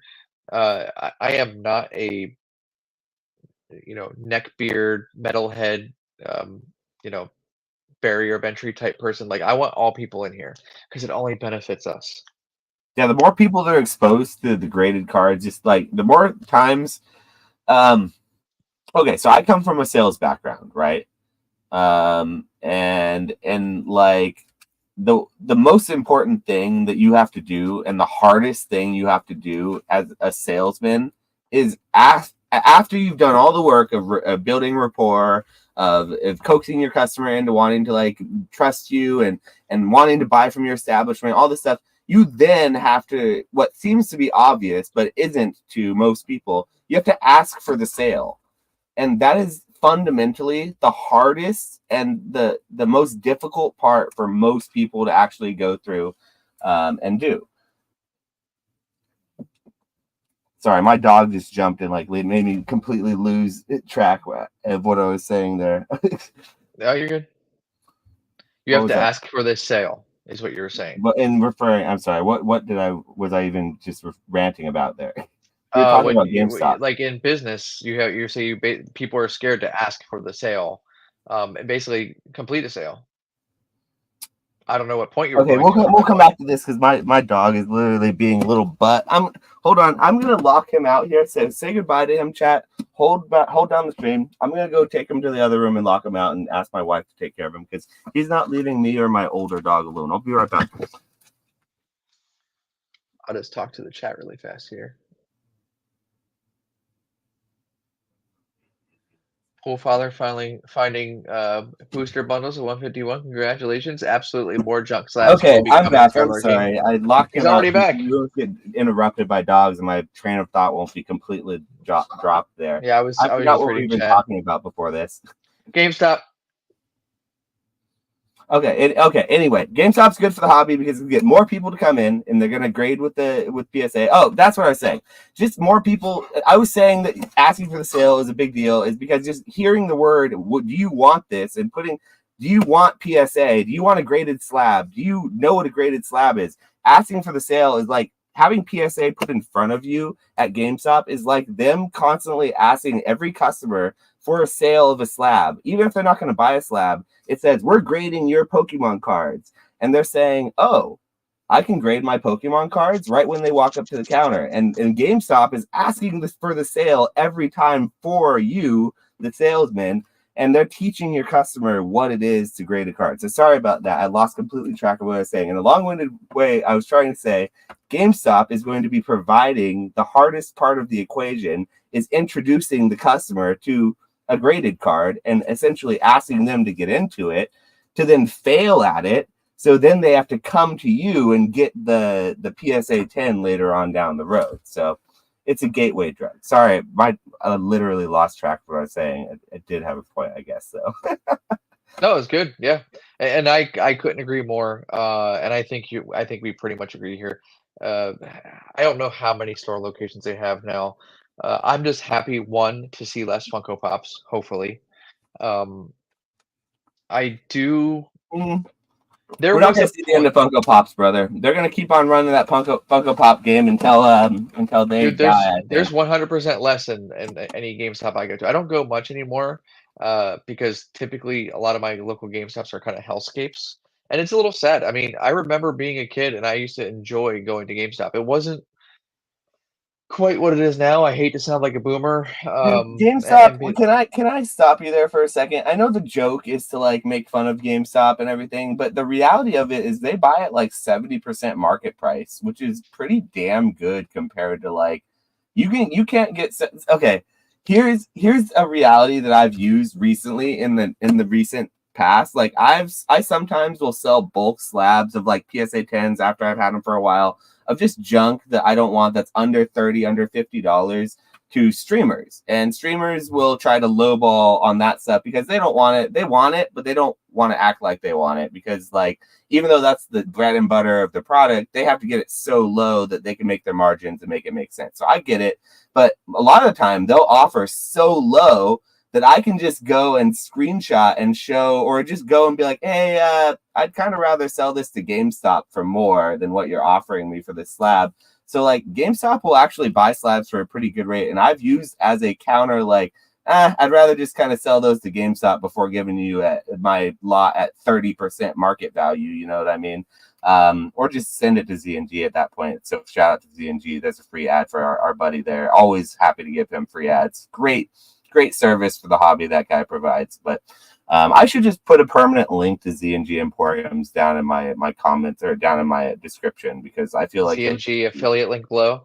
yeah, Hey, I need to do that because I think it would be helpful and beneficial to everyone, not just the viewer, but anyone who needs it by the way, needs to. it's funny. My issue with GameStop isn't what you think. I mean, I have seen I mean, obviously, it's not like it's a secret. The store model has collapsed a little bit. I mean, but that's also has to do with things going digital, right? That's a little bit taking away from the physical games. But my issue is, I used to collect games growing up. I remember being like 10, 11 years old. Like I kept all my Super Nintendo games. I would try to find all the boxes and stuff like that.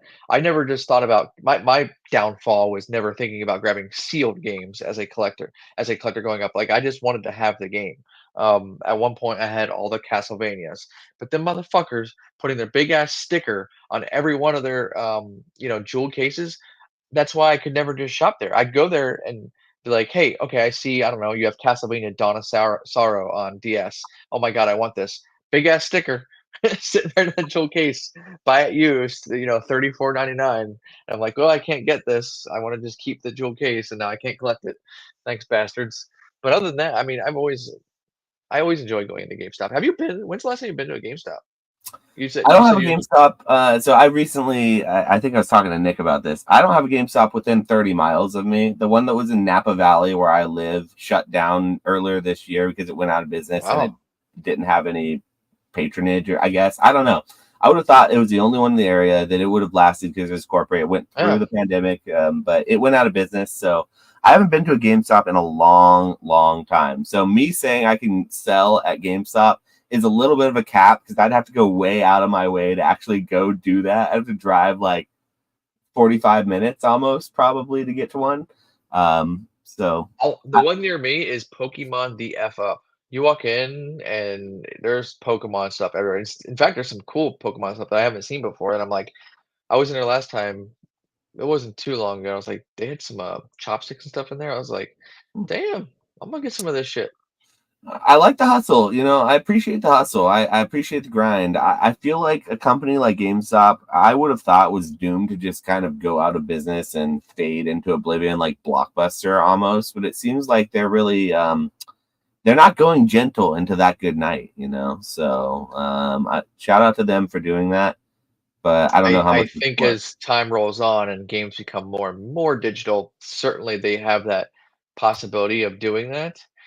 So that's why they're evolving right now into that LGS type situation, like what you're saying. So I do agree. Does Props to yours them. nearby? Does yours sell slabs? I don't know yet. I haven't checked. Pool Father says he's been to 3 near him, and none of them do. I think right now, Pool Father, they're doing it just strictly online. I think you can go in and sell your slabs to them in person. They send it all to a centralized hub. They process them. They deal with them, however, get what they're worth, what they're going to sell them for. They probably have them in a centralized location so they can then ship them out in a good fashion, in a quick fashion to their customers, and they sell them online. You can buy them on the app right now. If you go and scroll through like graded Pokemon cards, there's some pretty good deals and some pretty bad deals on there. So it's just like anything else. You kind of have to just optimize it. And I haven't really looked, so I'm sure there's some plays to be made. Let's move on soon here. Maybe talk to the chat a little bit, but I want to hear your take on some of the cool new promos that are coming out. Did you hear anything about the new Costco bundle with the here, I'll just pull up the article so I can like read it or something, or maybe it'll have a picture. Oh yeah, it has pictures. I can pull it up. Good. Don't all Costco bundles typically have Cosmos foil promos? Not all of them. I think a lot of them do. They get like cool promos though, so I feel like that's nice. So here, let's see. There we are. Yeah, those are probably gonna be all Cosmos foils, right? Yeah, so it's not just Cosmos Hollows; they are reverse hollow Cosmos Hollows. So I mean, like, those are sick. yeah, Like, what are we doing here? Buy them and like grade them. that's beautiful. They're going for $30 for a set of 4 of the promos online right now. People actually have some of them that got released to their Cosmo or their Costco's early, but they're supposed to be coming out, I think, in the beginning of next month. So they're going to be hitting shelves soon. They're going to have 10 packs of 151, so 5 10s, and 4 of the Cosmos, and they're going to be $49.99 or no, $39.99. Yikes. That is cheap. I need to find some of these. I would. This is. How many packs come in that? 10 packs. $40. Is that? That's cheaper. I think. That's more packs than ETB and cheaper. Dude, I would think. But what I'm trying to compare it to the UPC deal that they had for $89. Oh, Remember that's a that? better deal. But in this market, this is a good deal. But the UPC deal is a better deal. But just in that atmosphere when it was around, 151 was very prevalent and people weren't like seeing the huge so the weekend before I might rather have that, Josh. Those fucking 4 promos, the starters are sick. Okay, well, you're talking to a guy who loves these. Where is it? These things are. You're talking to a guy who loves Cosmos Hollows. Okay, these are my favorite promos. I'm a fan.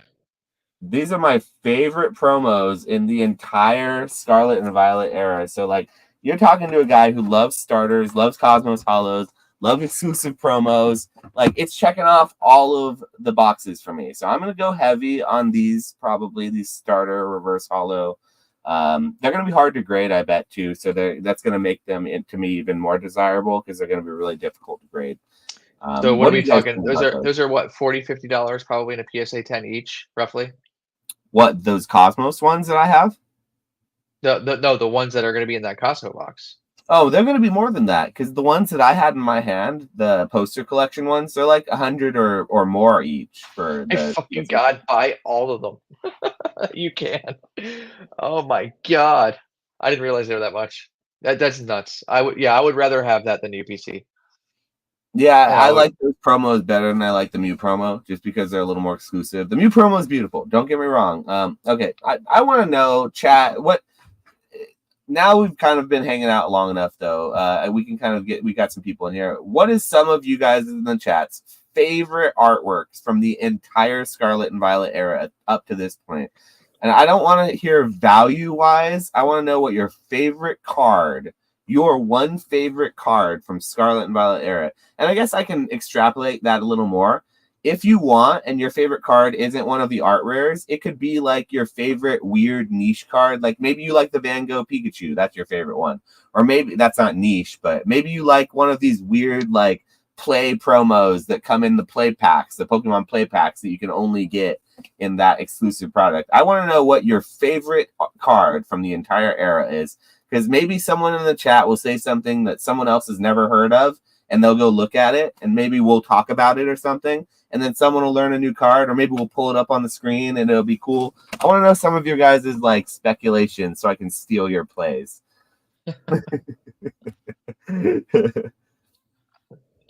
Okay. Josh is fishing right now. Yeah.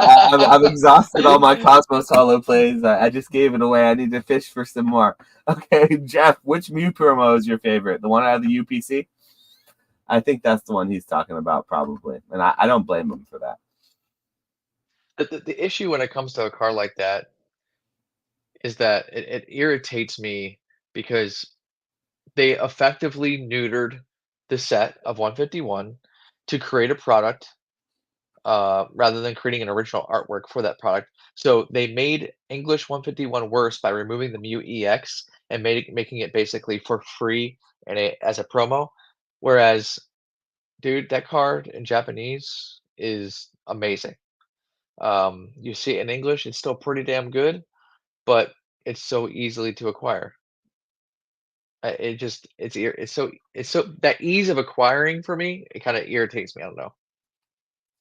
Awesome I'm card both though. ways. I feel sort of differently about the easy to acquire thing, because like I used to feel, and sometimes my mind wants to feel this way, that like when they take a really good hit out of a set and make it a promo in English and just destroy the chase and value of that card in like making it very accessible, it to a certain extent I'm down with that, because it makes it more available to more people more generally. And if you really love the card for what it is, the art, instead of buying one copy for $100, you should buy 10 copies or 20 copies for $5 or 10 copies for $10, whatever the cheaper version of the card. See, things like that.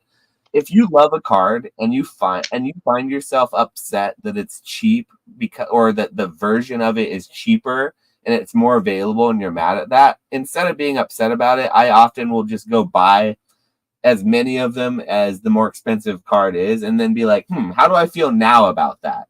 Because like if the real card or the card that you want in the language that you want is the expensive version is $200, but the promo is $5 or $10, and you can buy 20, or 10, or however, whatever the promo after tax and shipping, however many it comes out to be, and have the same amount just in a different language, or it's just a different rarity, you might feel differently. So that's why I feel differently about like things like the Ultra Premium Collection Mew. It not being in the 151 set doesn't hurt the set that much to me. Same thing with like the UPC Charizards. Those not being in our Crown Zenith set did not make Crown Zenith not my favorite set of the whole era. Like I say Crown Zenith is my favorite Sword and Shield set. So I just don't agree with that anymore. I have in the past sort of said things like that, but it's really working against how I really feel, I think. Understood. I think that one of the biggest, I guess, poster children for what I'm saying there too would definitely be um, uh, evolutions being neutered as well. Go look at CP6 and see how much those Japanese booster boxes are selling for, because they kept, or they had the Japanese Charizard, Blastoise, Venusaur EX full arts within it still, and then they took it out of the English set and put that in the promo boxes. And it just, I don't know, it neutered English evolutions for me, besides neutering itself with its terrible print quality. I just don't like that. I don't ever like that practice, really. I wish it didn't happen as much for them to sell collection boxes. I just don't like it. They don't have collection boxes that they really push like that, and that's not how their product goes out to the shelves in Japan, so they just wouldn't do that. But I by all means believe they would if they did. You know what I mean? They would do the same exact thing. So it is just one of those things. Shout out to Pokey Any. We appreciate you being in here, buddy. One of our friends from the conventions. Glad to see your channel blow. Dude, this man's channel has blown up in such a big and great way in the last year. Like, I think we met in it was Long Beach Collecticon. He's walking around, and it was like his first Collecticon coming out, and it was really cool just to be able to chat with him. And he was just starting to grow his YouTube channel. He already had a great store and everything, but just started to grow it. But man, he's done well. So shout out to you, buddy. Glad to see you're doing well. Definitely got to keep up with these lives and keep going live in this market. Am I right? Because it is the YouTube content is great right now. So he says Don Dozo though is his favorite card.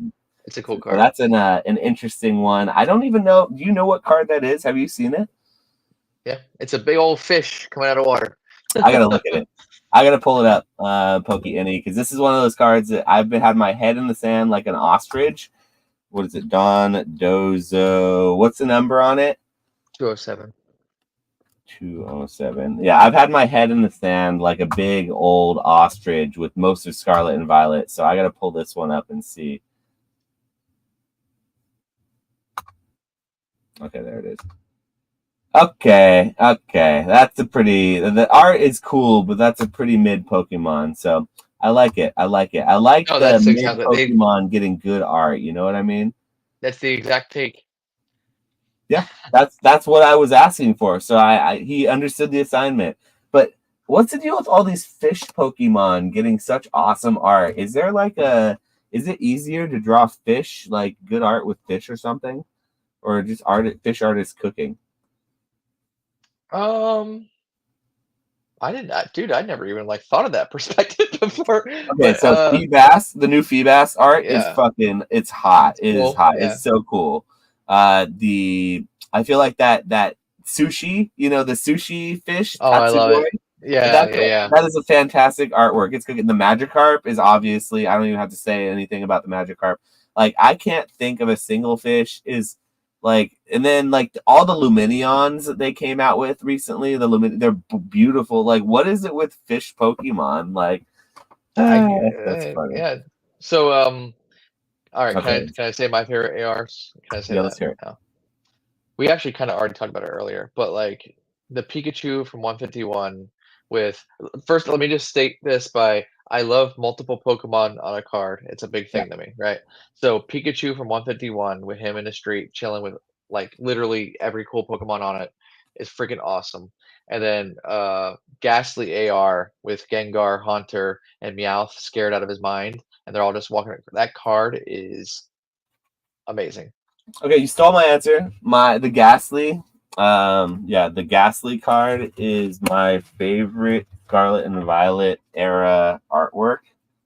It is literally my favorite card in the whole era. So you definitely hit the nail on the head with that one. That's one that when it came out, my radar, even though I wasn't watching, it was like, that's a cool card. So it's crazy how cheap it is now in a PSA 10 compared to what it was for a certain period of time. It did not hold its price very well, honestly, for like a Gengar that's somewhat difficult to grade. Give it time. I would say give it time with that one. That Ghastly it's a great card.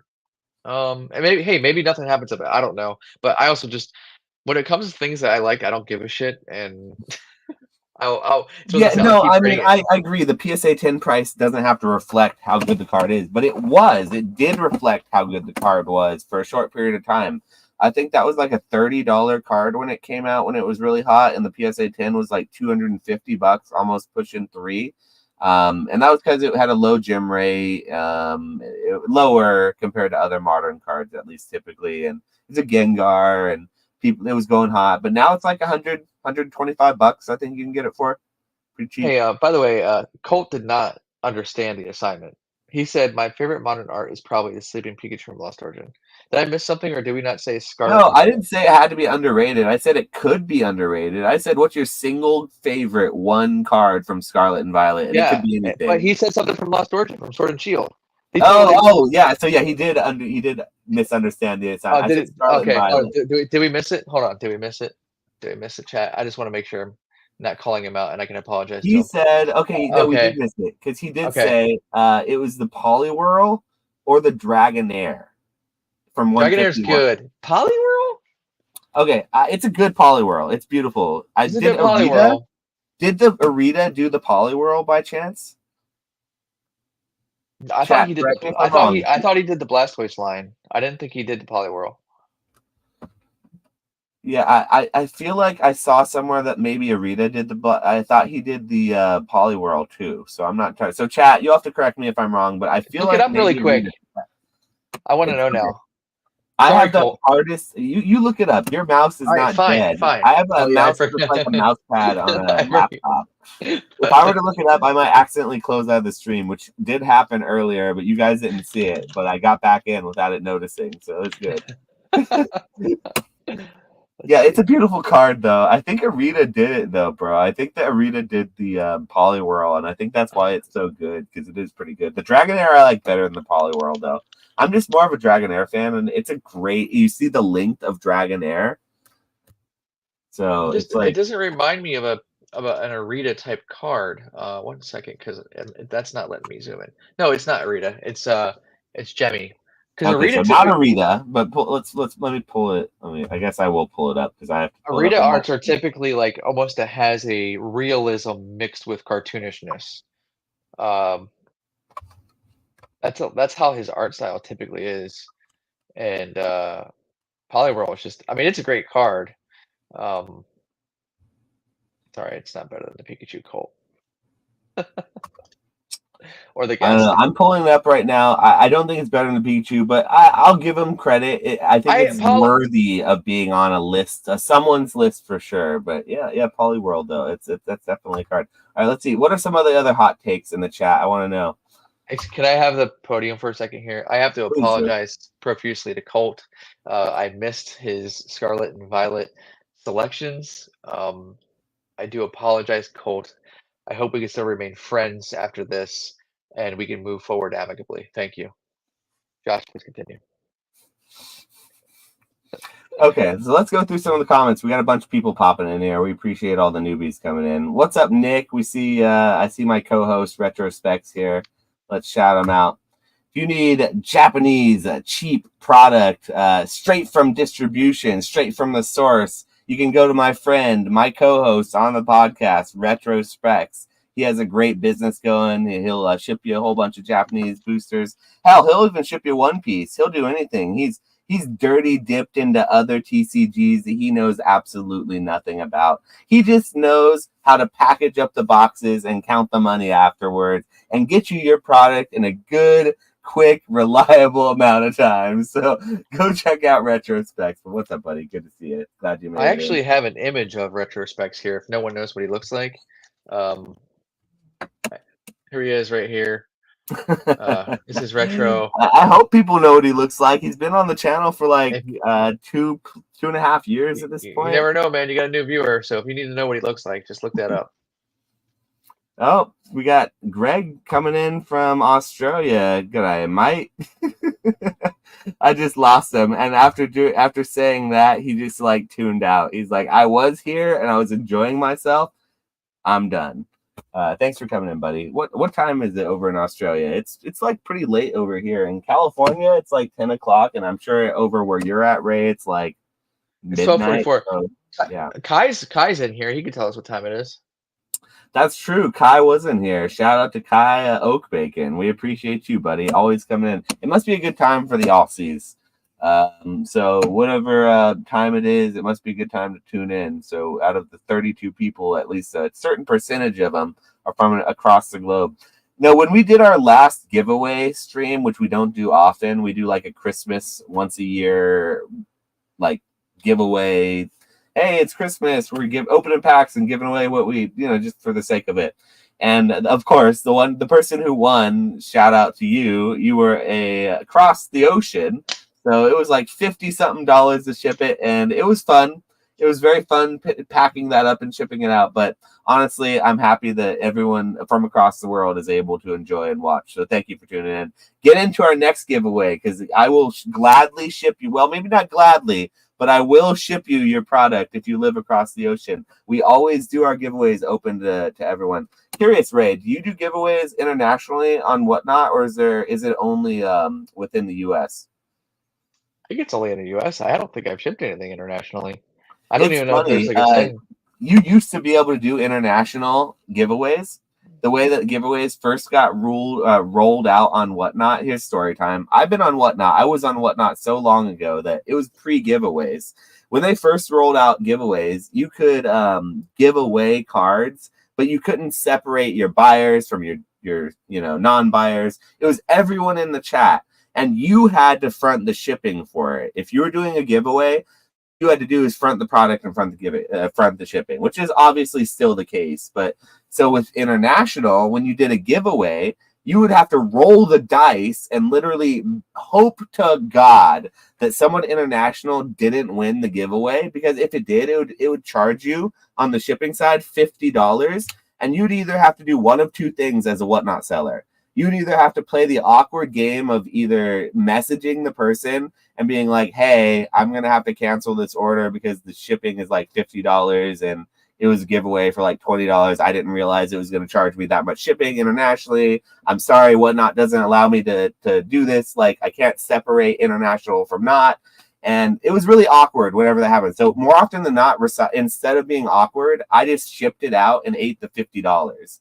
And that sucked for the first 2 to 3 weeks. And I stopped doing giveaways entirely really quickly when that happened. So about a month or 2 months after they did the giveaway, they changed that. They started like separating it so you could differentiate. And I was curious if there was a way to still do international giveaways, because like that was a whole big thing when I was on there. I don't think I've sent one internationally. Okay, so they fixed that. That's good. Yeah. Oh yeah, well, I mean, it's one of those things. Just Whatnot's always been really good about updating their platform and moving with like growing and changing what doesn't work and fixing it. And that was a very quick fix for them, I would say. So yeah, the software engineers behind Whatnot are pretty next level. Yeah. Yeah, it's one of those things that I think if Whatnot didn't have such good software engineers and such good like behind the scenes, like inner workings, like the way that their auctions work, the actual functionality of the app, if it wasn't so good, I don't think it would have the popularity that it does, because it's had so much like bad rap over the years, but it withstands it and weathers it with being just a solid platform, like a really well working platform. So yeah, you can hate all the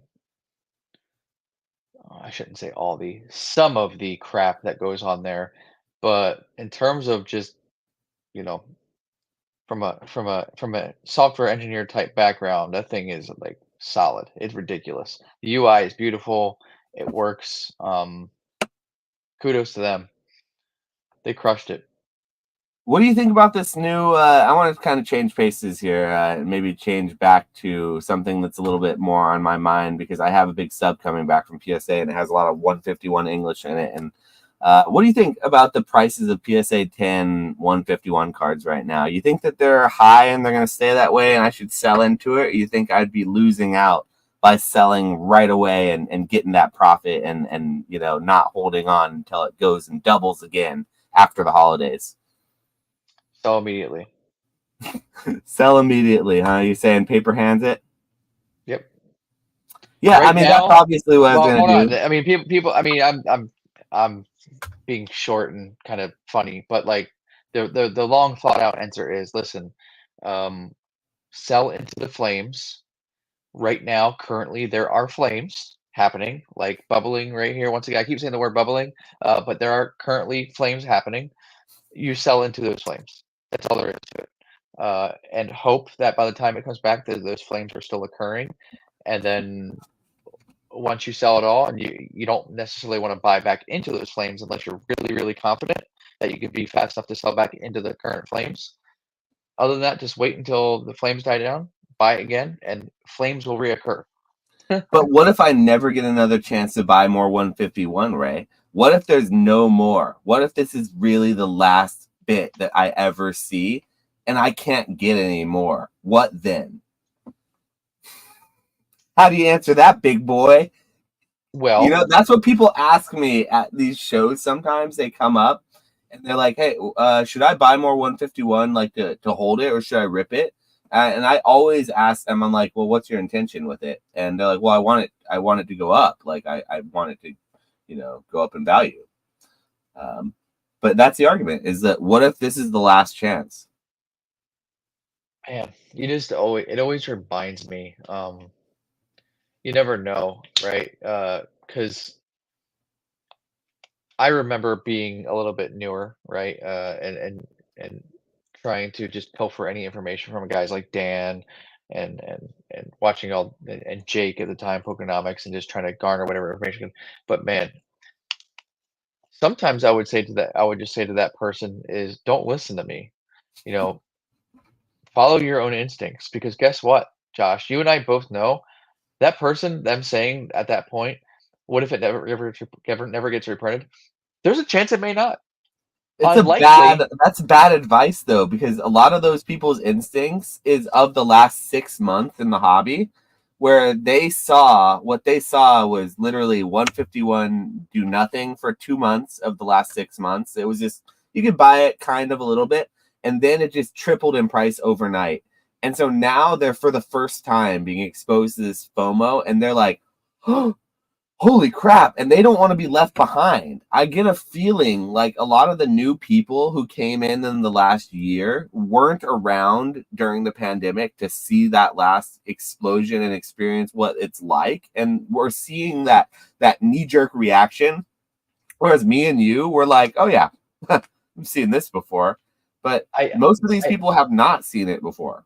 I think you're missing the point though. The missing the point is to tell that person to learn how to think for themselves. It's not to because like at the end of the day they're going to do what they want anyhow. I've done this before where I held or I didn't hold and okay, so I sold it and then I quickly look at the market and see how well shit, I sold it at 80 and I see it now go up to 160. I didn't sell at the right time. Or opposite, I don't sell, I hold it, and all of a sudden it just shits the bed and then it's not worth anything anymore. The point is like they're really not going to learn anything until they just do it themselves anyhow. So that's what I would typically say. It's like, do you have faith in what you actually have? Then hold it. See what happens. You never know. Because I've seen some wild shit, man. I remember distinctly being in Discord channels and me being like, hey guys, I really, really, really love Cosmic Eclipse. It's one of my favorite sets ever. I love it. Oh, Print It to fucking Oblivion. That set sucks. It's this, that, and the other thing. And I'm like, oh, maybe okay, I think I'm wrong. Maybe I'm wrong. I don't think I'm wrong anymore. Cosmic Eclipse rules. But I can distinctly remember going to Walmart and just seeing what do they call those check lane blisters full of Cosmic Eclipse, and be like, all right, I'll be back tomorrow.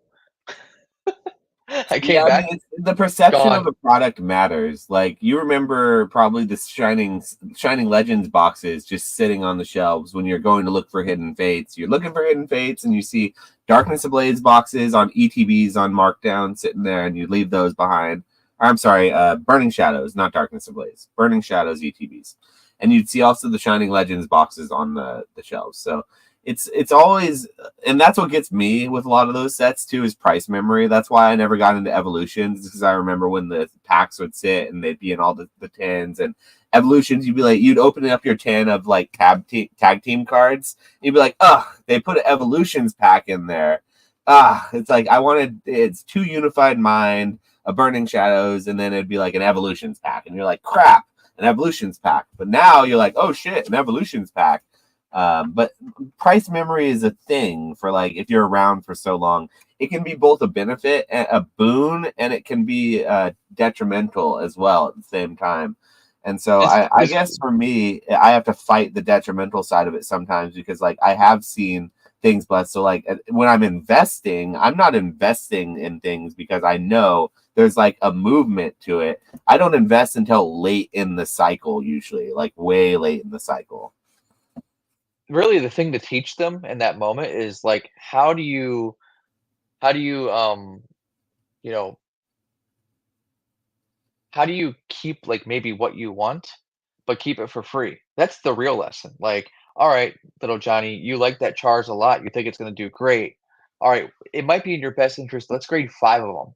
So if you grade five of them and you 4 of them, you get 1 9. But you sell enough to where you keep that one Charizard for free. Now you get to test your investment, possibility for free. You know, Yeah, you so should I guess always be trying. You should it always be comes trying back to do to that too. selling. You have to sell is what you're saying. Yeah. Well, of course. I mean, that's good.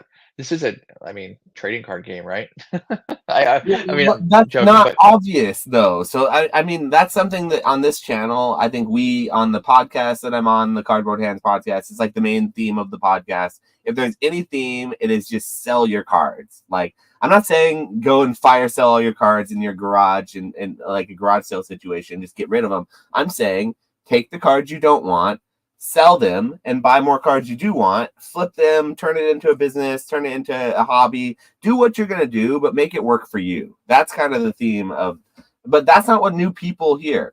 Oftentimes, new people getting in, they just rip packs. They're only putting it in their binder and they see those cards going up in value and it feels good.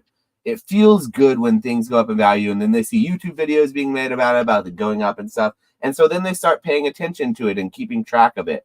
But what ends up happening with those new people that I guess that I would want to not see and I would want to hope to prevent this from happening is that once those cards and values go way up, oftentimes before those people will capture that profit and then turn that profit and then buy other things they want to undervalue and do what we're saying to do, they'll just sit there and do nothing. They won't sell a single card. They'll let it sit in their binder. They'll wait until their local show happens, sit once every 6 months. Then they'll go to their local show and they'll try to dump it all to the vendor who's going to offer them 70% or lower. And they're not going to get market value that way because it's like they're not timing it. They're not optimizing. And like it's easy for us to say like, oh yeah, do this, this, and that because like we do it for a living. But like the person who's watching this video, I want to be like somewhat useful and give some information that maybe they can use. I think that person right now is feeling extremely bullish. And there's no one who's on the internet who's saying like, you know, be cautious with Pokemon right now because why the fuck would you? Like it's booming like it hasn't boomed in years and it's only going to get more in the coming 6 months.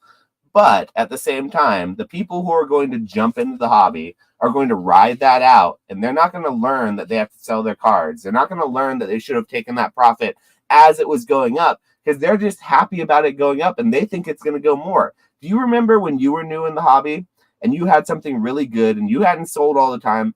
The feeling of it when it's going up, selling is so difficult because like if it's going to be 450 tomorrow, how are you going to sell it for 400 today knowing that or being confident? And you don't always know that in a market that's like up and down in a normal market, but in like a booming bull market, you know for a fact that's going to happen. So you never sell under market. You never get 80% offers in a bull market. You know what I mean? You get yeah. that as a normal market, I would say, where there's a market that comes, it ebbs and flows. So I think what's going to happen in the next 6 months is an influx of new people are going to come in. They're going to get really excited with the hobby. They're going to buy a ton of new stuff. They're going to see it go really, really up, really bad. Everything they buy is going to go up. It's going to it's going to not do the pop and flop like it usually does with Pokemon. It's going to go up and keep going up. But eventually, it's going to then go down. I do believe it will go down eventually, and that hype will cool off, and we'll go into a bit more of a normal market. Those people are then going to look to sell, and they're going to get fucking cooked with a capital cooked.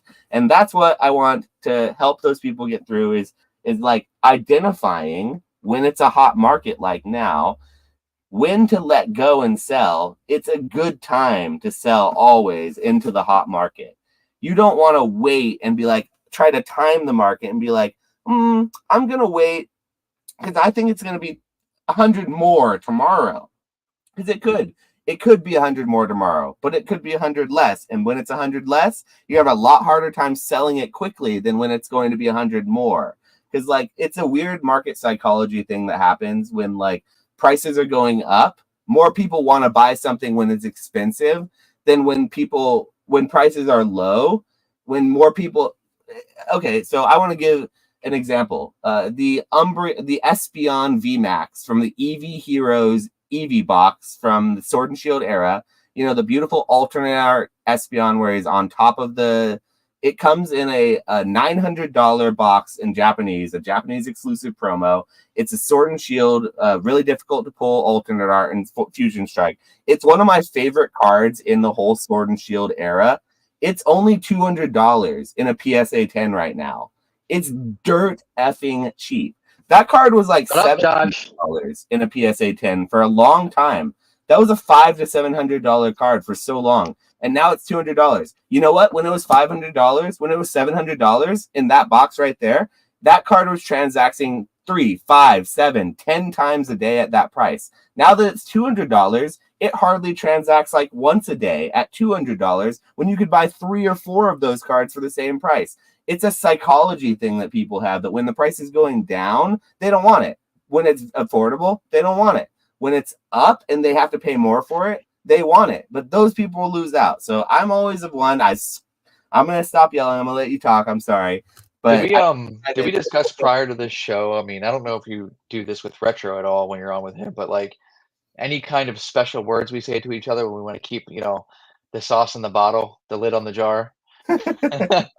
Can you just let's just is not that talk about that. particular card, is that one of your sauce cards? I'm sorry. Let's just not talk about that anymore, okay? No, It's I'm too just cheap. kidding. It's way too cheap. It's way too cheap. Um, these boxes are too cheap. Okay, these boxes are what, between $800 and $900 right now. Yeah. It's too cheap, You get everyone. 2 booster boxes and that beautiful promo in that box. I should say less. I should say less. Look what everything that's in here. Everyone see, since Josh has already spilled everything all over the place. My fucking kitchen table has just Sorry for got barbecue spilling sauce. the 5-year-old play there. My bad. By the way, so Pokey just said in the chat as well. This logic is exactly why I'm only buying Paradox Rift and Scarlet Violet base set boxes this month. By the way, he's absolutely right. Listen to this, man. There is also a play to get the stuff that no one wants right now, is what he's saying right here. When everyone's looking right, you should be looking fucking left. You should be doing what no one else is doing. That is exactly true. Yes, Pokey Any, he is absolutely right. So don't be buying 151 right now unless you're bidding it for like below market or whatever market is, MSRP. That's a play, but don't be buying 151 at $10 plus a pack. I'm sorry, Ray. We're deep enough into this live. Do not buy 151 from streamers when they're streaming it for $10+ a pack unless you want to get cooked. I'm sorry. That might be a hot take. It's not good for business, and I apologize, but it's just that's the price that you're going to get cooked at. Because, like, first of all, it's hard to open 151 English to get like good hits out of it. It's like got a terrible hit rate. I mean, you get good hits, but you have to open a lot more, I feel like, so it's brutal. So at that price point, it's really hard to open. So even at $3 a pack, it doesn't feel great to open. But yeah, by the way, Pokey is giving us a great example here of what he's doing. But I wouldn't believe that that's the only thing that he's buying. Because certainly you want to be, water, right? Capture. I mean, when 151 I'm was sure he going, has Surging and Twilight on his website, is what you're yes, saying. yes, Yeah. yes. But also, we're also saying against the argument of don't buy as things are going up. Well, no, buy it, but get the fucking rid of it. Like, Yeah, so yeah, Pokey Any's a be different able, situation because yes. he's a retail store. He has to have his stuff in stock. So I completely agree with him on this take. I don't think it's I think it's still the same thing he's saying. But he does have to have the new stuff too. So it's like different for you. But every person in the chat, you're not necessarily like Pokey Any. You don't have to have stuff in stock. You can pick and choose like what to do. Like I hate to say it, but Brian doesn't really have much of a choice. He has to buy every new set, whether he likes it or not. He has to buy it. He has to supply it. And if he doesn't, it's a slippery slope, like to which one he does and which one he doesn't. So like it's a different situation with retailers. But like for the general person who's watching this, I think it's good advice to like pick and choose. Like when the market is hot on one thing, definitely if you think something else is good, but the market is like kind of down on it, go into that more so because it's way better idea. That's usually a better idea. We've seen it all time and time again. What he's saying is not really new. And by the way, respect his opinion totally. But like Rudy did it with Chilling Reign. Rudy was shouting at his consumer base for fucking months to buy Chilling Reign. It was like $70, $80 a booster box. Yeah. Look at it now. I mean, that's the kind of point, he's making here is buy it when no one is wanting it, right? But there certainly is plays to where you can be buying and flipping stuff as it's going up. Now you may get burnt at the top end, but you also that's when shit is selling a lot faster. When you can find that hot item and just keep flipping it, flipping it, flipping it, flipping it, you can be making a lot of money that way. What he's saying and suggesting, you're going to be selling those boxes a while. Yeah. And he has Yeah, the so ability when to you do it. do buy the stuff that isn't hot, you're definitely going to be sitting on it for a certain amount of time, and it's often an indefinite amount of time. So like, it's very easy to like say after the fact that that's a good idea, but like nobody knew when Rudy was buying $70 Chilling Reign boxes that in less than a year they would be double, and then in like 2 years they'd be triple that. Basically, because they're like 210, 220, 230 now, I guess, and he was buying them at $70.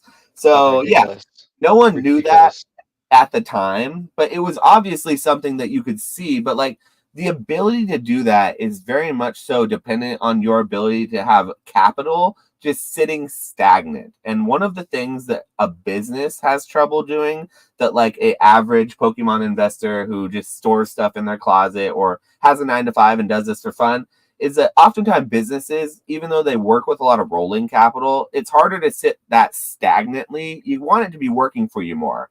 Like the more stagnant something gets, the more antsy you kind of get with it as a business. Whereas like an investor, the more stagnant something is, as long as you're not like eating and living off of it, you should really not be as uncomfortable with it. You should be confident as you were when you bought it, but you just should know that you have to wait more time. That's just not something that the reality is that most Pokemon investors do is wait the amount of time that needs to happen. Oftentimes they'll sell too early. They'll rip it just in a bad day. It'll get and that's why sealed product goes up in price like it does is because most of the discipline, it's not just like an action figure. It's not like this. I mean, what am I going to do? I'm going to open this yo-yo up and start playing yo-yo with it. Like reality. Oh, yeah. I have very little want or desire to ever open this up for any like real reason. So it's going to stay sealed. Therefore, the value of it sealed isn't really going to go up in price so much because there's not going to be much value in ripping it. Now, if there was like a booster pack in there and it was a randomized yo-yo and I didn't know what it was and I had a reason to open it up and want to get in there, well, maybe eventually those yo-yos go up in price. That's why sealed product goes in price, up in price, even if singles in the sealed don't do anything, even if there's nothing you want in it, it eventually disappears. And that's just like something that's obvious, I feel like. By the way, it's also knowing your product too, because with like Japanese product, dude, um, I'm sure Mr. Pokeyeni and like guys like Retro have a little bit better of an inclination of what's going on at the market at times, but Japanese dude can just spike like out of nowhere. That shit can be like, hey, it's $75 a booster box. Oh, now it's 100. That's the price. Do something about it, bitch. Like it can be like 2 days. That can occur. Do you think that the craziness. TCG player and Japanese product getting in cahoots now is going to change the market like in a big way for Japanese in any way? Do you think it's going to be a boom or something for potentially? No, I don't think so. If You don't anything, think it's going to have a big effect? no, no. I think the people that like Japanese are just gonna like Japanese, and it's kind of like, don't get me wrong, it's gonna go out to more people now, right? So more people will be able to see the product, but there's plenty of people who are in my streams and stuff who see the product, but they just want to be able to read it, right? So, okay, so There is that a large. I agree with that take, but I actually kind of disagree with the first take. So I love English and I want to read the card too, but like I do think one of the hardest points for Japanese is the entry point for people because they have a hard time getting it really. And something like TCG Player, putting it front and center and giving availability to it to the general masses is at least going to make that one barrier to entry that much less of a barrier. I think that exposure is going to make it be like an entry point for people to want to maybe get into it more. Because I think there's a lot of people who just would collect Japanese, but they just don't know where they would buy it. And they know, or maybe they know that they could buy it on Buyee, but they don't want to buy, they don't want to try to do all that and get an account, or maybe they know they could buy it on like TikTok or something, or wherever the other sales platforms that like the normal person gets their, not the informed Pokemon person, but the normal everyday Joe Schmoes is like, I want to buy a Japanese box. I heard it was cool. They're going to go on TikTok or something. So I just think that like it's going to give more exposure to it, and the average person is going to be like, okay, now I feel more comfortable doing it. It may probably transact more in US, and I do think that even though I feel the way you do about like I want to see the art or I want to read the cards, I think a lot of people they just like the art rares for cheap. Listen, it's kind of like PSA now being in GameStop. Yes, if you provide a product to a massive new way for people to get a product, like PSA going into GameStop, there's now routes everywhere all over America for someone to submit cards. Yes, there's going to be more exposure, more people can collect it, of course. But I feel like, especially in the past like year or two, Japanese product has been very, very, very, very available, as well as just pretty easy to get. I mean, maybe I'm crazy, but like you said, TikTok. I mean, friggin' any live streaming service. I mean, some Japanese boxes are really, really cheap. Like Wild Force is like $22 a box, man.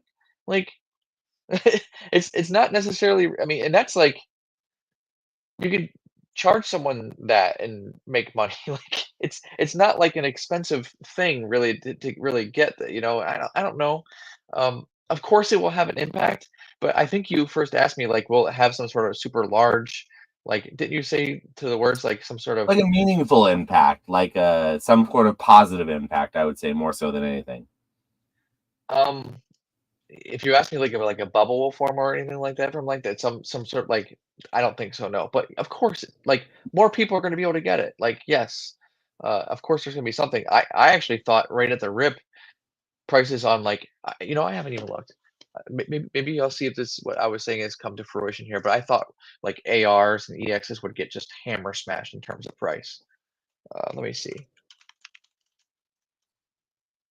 because I know for a long time what I can buy ARs and like CHRs out of Japan for, and I want to see what they're selling for on TCG Player right now. They were the Bulbasaur illustration rare or art rare from 151 was about $2 to $3 each on TCG Player on day one of release. And I know that it's more than that now, or it's a little more than that now. I think it was like 4 or 5 last I checked.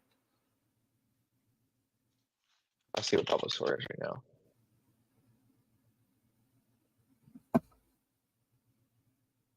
Yeah, so while he's looking at that, I'll sort of So it's elaborate. near mint 461 with $1.27 shipping. So like that's It literally doubled. like It literally doubled since it first came out on TCG Player in a matter of like a week or two, which is pretty I mean good. I don't know. I think that when the English card is like $30 or $40 and the Japanese one is like $3 to $5, and you can put the English set together in your binder for all the stuff you're missing and like all the stuff you've ripped, and then you're missing 1 or 2 art rares. There may be a certain segment of the population of English collectors even who just say, you know what? I'm going to buy that Bulbasaur and put it in my binder until I rip the English one or find it for a good deal or trade for it or something. And if that day never comes, I got a Japanese one in my binder as a placeholder. So like, listen, I'm the biggest English simp. If we're talking about like English versus Japanese, I'm the one who's usually pumping the English side the most, and I still do prefer English. But I definitely think that there's going to be like a noticeable or maybe a at least a small benefit to like the cards being on TCG Player and available to more people, because like I certainly think it's better for them to be available, and I know that I personally would love, if I was a person who is buying a binder set, I'd buy a $5 Bulbasaur art rare over a $40 one from English personally. okay, listen. I am saying that there's going to be a benefit to being on there. Of course it is. You're getting more exposure, but I just don't think it's going to be this super appreciable, you know, connection to, people want. I mean, it's attainable. like, like for the longest time. I mean, I don't know. I personally think Japanese 151 is way better than English. Like I don't want ETBs or booster packs of English 151. I just don't want to open it. I got booster bundles behind me. I don't give a shit. I would much rather open up Japanese box. That's just me. I prefer the Japanese product. But and so I want to sit here and tell you, yes, go to TCG Player. It's the best thing ever. Japanese is going to get a big boom from it, and it's in my interest to say that. But I just don't think it's going to have that much of an impact. I think it will, but I don't think it's going to be like an appreciable You've impact. always liked Japanese stuff better anyway, though. Like, there's always the people in this hobby, especially like when we're deep in the hobby, there are people who like prefer one or the other. It's very few people who do literally both of them. And I think it's mostly a money thing. Like, most people can't afford to collect both languages, or they just don't care to. So they choose one or the other and they form like an identity surrounding it. I know I certainly, at least on YouTube, have a bit of that identity built up. But yeah, reality is I don't collect both, even though I like one or the other. Like, if I had to collect both of them, I just couldn't afford it. So I collect English mostly because it's a price limitation thing. That's not to say that like Japanese isn't cool or something, but like when it comes down to it and you have to plant your flag in the ground, That's that's not where even I any of the play. question here. Are we going to pretend like eBay didn't exist? You can buy Japanese cards off eBay. At a I mean, markup, usually. eBay has traditionally had a bit of a markup on Japanese product compared to like other places. I know that now it's more competitive, but like even if you were to look at 151 boxes, they're like over $100 on eBay. Whereas like if you got them off of eBay, it'd be $90, 93, whatever. What's Retro selling it for? What's Pokey selling for? What are any of these big retailers selling it for? Probably under 100, but the you know, funny part is looking at singles. The thing that I see right now is, I guess I probably shouldn't even say that, but I mean, I know what I was paying for like Bulbasaur AR because it's one of my cards that I would probably flip on stream.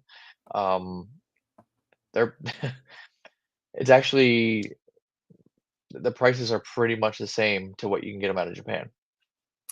that's very recently. I like it. I just think traditionally, though, it's been harder for the general public to get their Japanese product. That's always what the dude SM Pratt said. One of his best feelings and why he liked Japanese product as much as he did.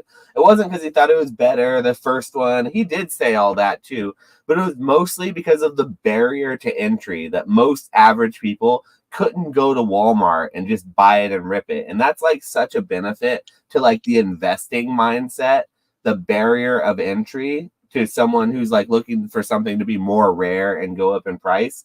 That's the mindset for that. But like when it comes down to not just that investing mindset, when it comes to like other aspects where you're not looking at just simply something not being available, so then it's going to be more valuable when people eventually find it. Because like his whole shtick was like, eventually people will find this stuff. It'll not be available then. It wasn't available when it came out. So I like it better in English because at least in English, when they didn't like it, they could have bought it at Target and their kids would have bugged them and tugged on them and had them, get them to buy them a pack here and there. So available, but it wasn't available for Japanese products. So I think that there is a benefit to being like not available, but there's also a benefit for it being available in that it's more popular. Agree. I just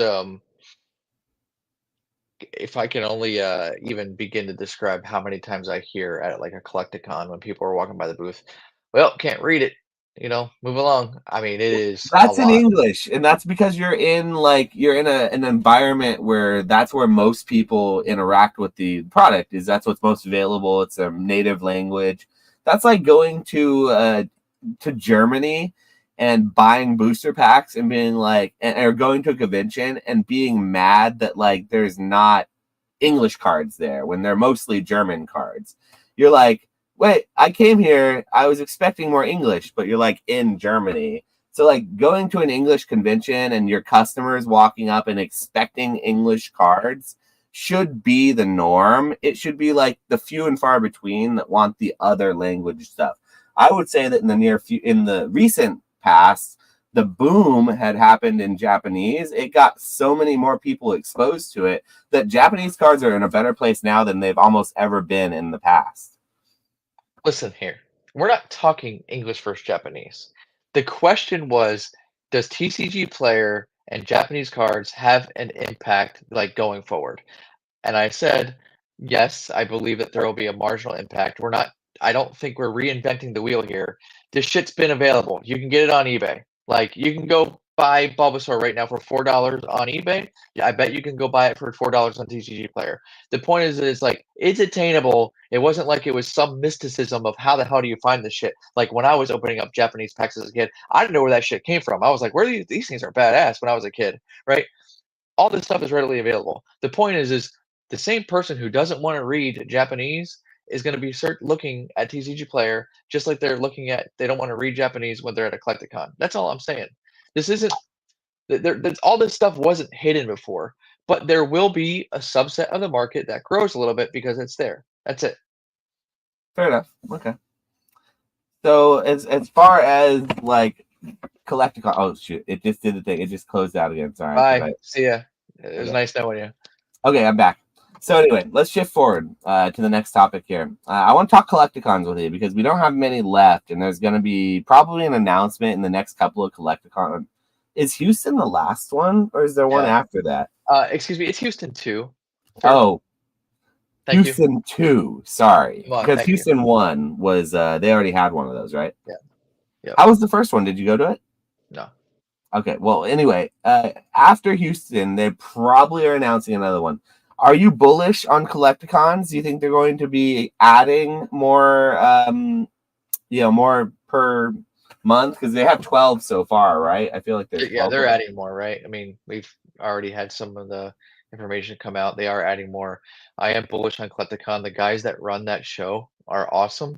They try to keep tables at a reasonable rate. It's always been, and they like every one of the guys that run that show are usually walking around trying to make it the best show that they can. Like boots on the ground type guys. I'm a big fan of Collecticon, man. They're doing it right. They got a good thing going, and the only thing that they need to do is just keep bringing it to more venues, specifically Pacific Northwest. I mean, I don't know what's going on up there, but they do need to. I know Retro said it a few times, but they do need to bring it up there. But Collecticon, it kicks ass. It ain't going anywhere anytime soon. You guys should go out and visit it, and you should probably vend it too. Get some experience vending. It's fun. Do you think vending is overrated? Or do you think No. it is the godsend that everyone in the hobby should do it at once, at one point, and everyone should become a vendor, and you should eventually go from collector to vendor? Like, that seems to be the trend. It's either you're a streamer or a vendor, right? I think absolutely everyone should do it.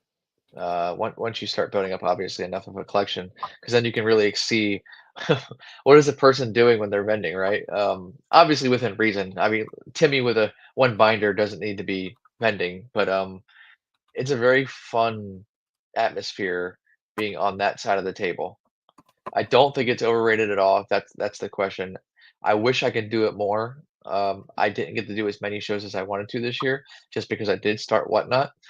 Um, but being able to be there and talk to people and the benefits that you can get out of vending can is the key word because some shows can suck. You know, you may not have a guy that comes up with a binder that doesn't want really one of your cards and you can maybe get a little bit more out of them, right? Than what you could just straight up buying. How Vending many rule. I love it. how many shows do you think you should go to before you start thinking about going and setting up and vending at one?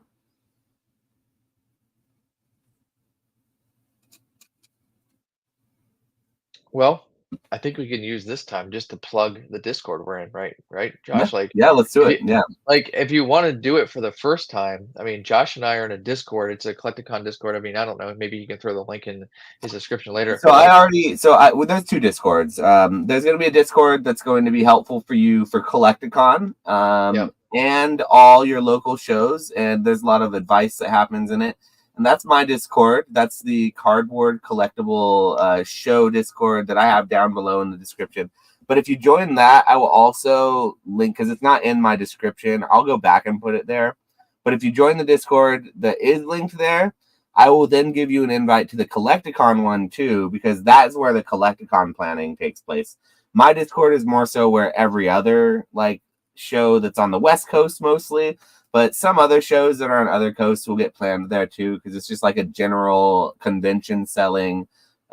Post up your local shows, advertise it, and plan with other people kind of Discord. But we also talk about like what it means to vend, what you need to vend. We joke around a lot. It's a good place. So definitely down below, there's a link already. Join our Discord. We'd love to have you there. We'll talk about vending. You can ask all the questions you need.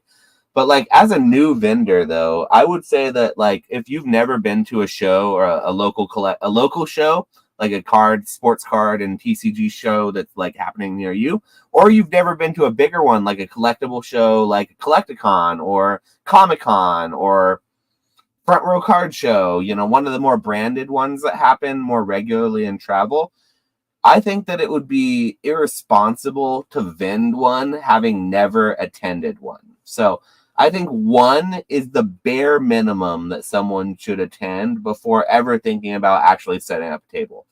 But then after you've attended one, assuming you've already gone to one, you know what to expect that way. I think that one show under your belt, just knowing like the whole thing, like what's going to happen, you could probably then, if you had the amount of inventory that I think would fill up like a 6 by whatever 4, I don't know, what are those tables, 6 by 3? Aren't they 6 by 9? Oh, well, yeah, 6 by 3, sorry. Yeah, so whatever the space of a table, which is generally 2 of those slab cases with like a little bit of room on either side or the middle to spare. If you can fill up inventory in one of those and you're comfortable selling and marking prices on your stuff, there's very little risk involved to just setting up and doing it once. Now, whether or not you can do it every weekend, every month, you're going to be a regular road warrior and you're doing it all the time and you like it, that's totally different. And I think that first experience could be either very good or very bad. And I wouldn't say that use that first experience as like, that's what it's going to be like every time, because every show is different. One of the things I learned vending that I learn constantly is like, you try to plan as much as you can, but the more that I learn, and so one of the things that I learned vending, the biggest thing I learned is that I don't plan I used to try to plan everything out beforehand, and like I would have an idea in my head over what I thought was going to sell, and then I'd get really upset when that didn't happen, or I'd be really disappointed when something didn't happen that I was expecting. Now it's the opposite. I almost plan to not plan, and I plan to be surprised with what's going to sell. And so then, as long as I prepared for everything, I'm not like planning for any one particular thing, I'm less disappointed. I do better because you never know who's going to walk up to your booth. So I say prepare for everything. If you're going to be going and all you have is English 151 singles, that's the hottest thing on the market right now. You'll probably do okay. You'll probably be fine. But even that, maybe someone walks up, they only collect Japanese. Maybe it's the opposite of what we were talking about earlier. And they look at you and they're just like, I really want to buy from you, man, but you don't have any Japanese cards. Or maybe someone comes up and they want to buy some English 151, but first they want to rip a couple packs. And so in order to get them in the door, you have to have your pack dispenser up because they see the packs. It's what brings them over, and they say, hey, can I have a $5 Brilliant Stars pack, or can I have like a $10 151 pack? You're like, sure thing, buddy. Ching, ching, ching. They buy a couple packs. They look at what's in your binder. They look at what's in your shelf that's behind it, or maybe your case. And then they didn't know they wanted something, but they're at your table. A lot of it is just getting the customer to come up to you and engage with you, and then they'll buy something. It doesn't matter what it is. If you have it in front of you, they'll probably buy it as long as they're engaged with it. So like, I think that you don't want to overthink it too much, but I do think it's good to come prepared for a multitude of things, because you never know who your customer is going to be. And you want to think of like, as a customer, what's going to bring someone up to your table? And the more variety you have, I feel like the more likely someone's going to come up and have something that they want to stay for. That's just that's obviously not everyone's strategy. Some people go there and they sell one single thing, like all Funko Pops, and that's it. So I could be wrong. So I don't know. What do you think, Whit? Do you hear what you say sometimes, my friend? Do you hear what you say sometimes? I heard plan to not plan. Yes. And I mean that. No, but that's the real thing. Sometimes you plan so much. You get all your slabs, you set them all out on a price. You say, this is the lowest price I'm going to take on these slabs. And you write that number on the slab. And then a streamer comes over and they offer to buy you out of everything for a certain percentage. And you say to yourself, Well, no, that's the lowest I'm going to take on that slab.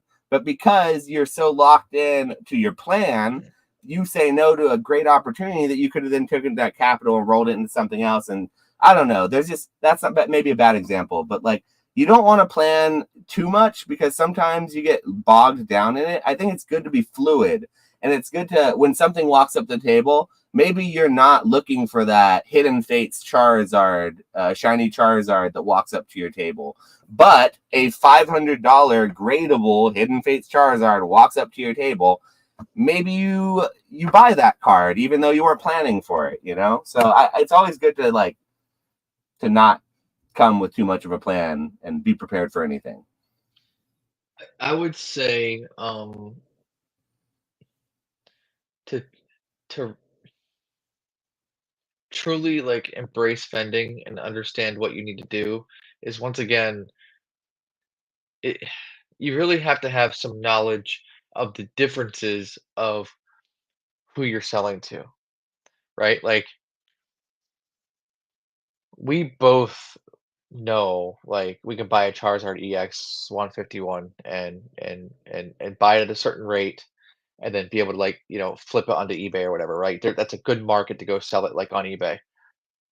Well, that shit may not work at Collecticon, right? Like there is a point kind of like streaming on whatnot where the shiny object sells. Mm-hmm. Like there is a certain subset of things that just work better at a show than other places. If you stuff your case with a whole bunch of $1,000 slabs, you're probably gonna have a bad time. Because Yeah. not Well, saying okay. that So not why many of is them that? sell. Why is What? that? Why do you think that Because is? because there may be 4 or 5% of that population that comes there today that can afford one, that slab, and two, want that slab.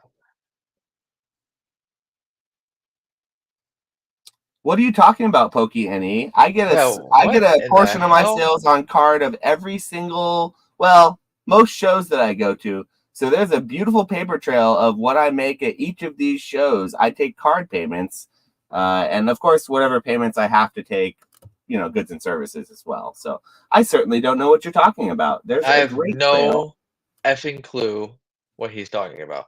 And Anyhow, there's plenty of a trail. I sell at least $100 or $200 each of these shows that I go to. So learning to really what a show is about is learning to cater what's hot at that time and learning to see, what is the shiny object, right? Um, and someone said, if you bring 10K cash to a show, Casper, bring 10K cash to a show. Can I just buy there and sell whatever I buy at the show? Absolutely, you can. You could do that. I've purchased many, many things at a show and sold it at that show. Those are my favorite sales. yeah, Those are absolutely my favorite things. yeah. Things I bought there and flipped there. Oh my god, it's the best. Yeah, But I feel like those are great, and it feels so good when it happens. Like I once saw Nick Old School Pokemon flip a jungle booster box in less than 20 minutes. Some guy walked up to his table. Back when Nick Old School Pokemon wasn't streaming, he used to do shows. He would get a whole section of 10 tables and rent them out, and he would be the table leader. And he was really a big live selling at conventions guy. He had a guy walk up to him and sell him a jungle box for like 7K right there, right then and there. He bought it, cashed the guy out. He then called the Whatnot Going Twice streamer, Travis, the owner of Going Twice, who was friends of him, and right around the corner, another booth. He's like, hey, you guys doing any vintage breaks? You want a jungle box?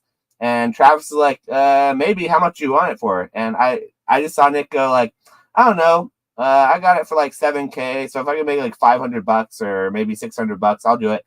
And Travis is like, all right, cool. I'll come over. I'll buy it for 7,600. And he made like $600 just for knowing a guy in a matter of less than 20 minutes. He came over, cashed him out. It was there. It was then. And so like, you can do that. You can flip at a convention, but you kind of have to know the other vendors.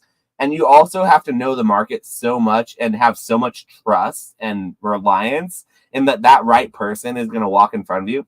Because like I've been at conventions where I've had Evolving Skies priced $20 and the price is like 15 and they've sold. But I've also been at conventions where I've had like let's say I remember when Crown Zenith first came out and the Orlando Collecticon happened. I was all the way in the back of it. I had Crown Zenith packs, but the buttload of them for like $6 a pack, but they were selling for like $7 a pack up front. I didn't sell any of them, so I ended up selling them to all this guy for like $5 a pack at a discount.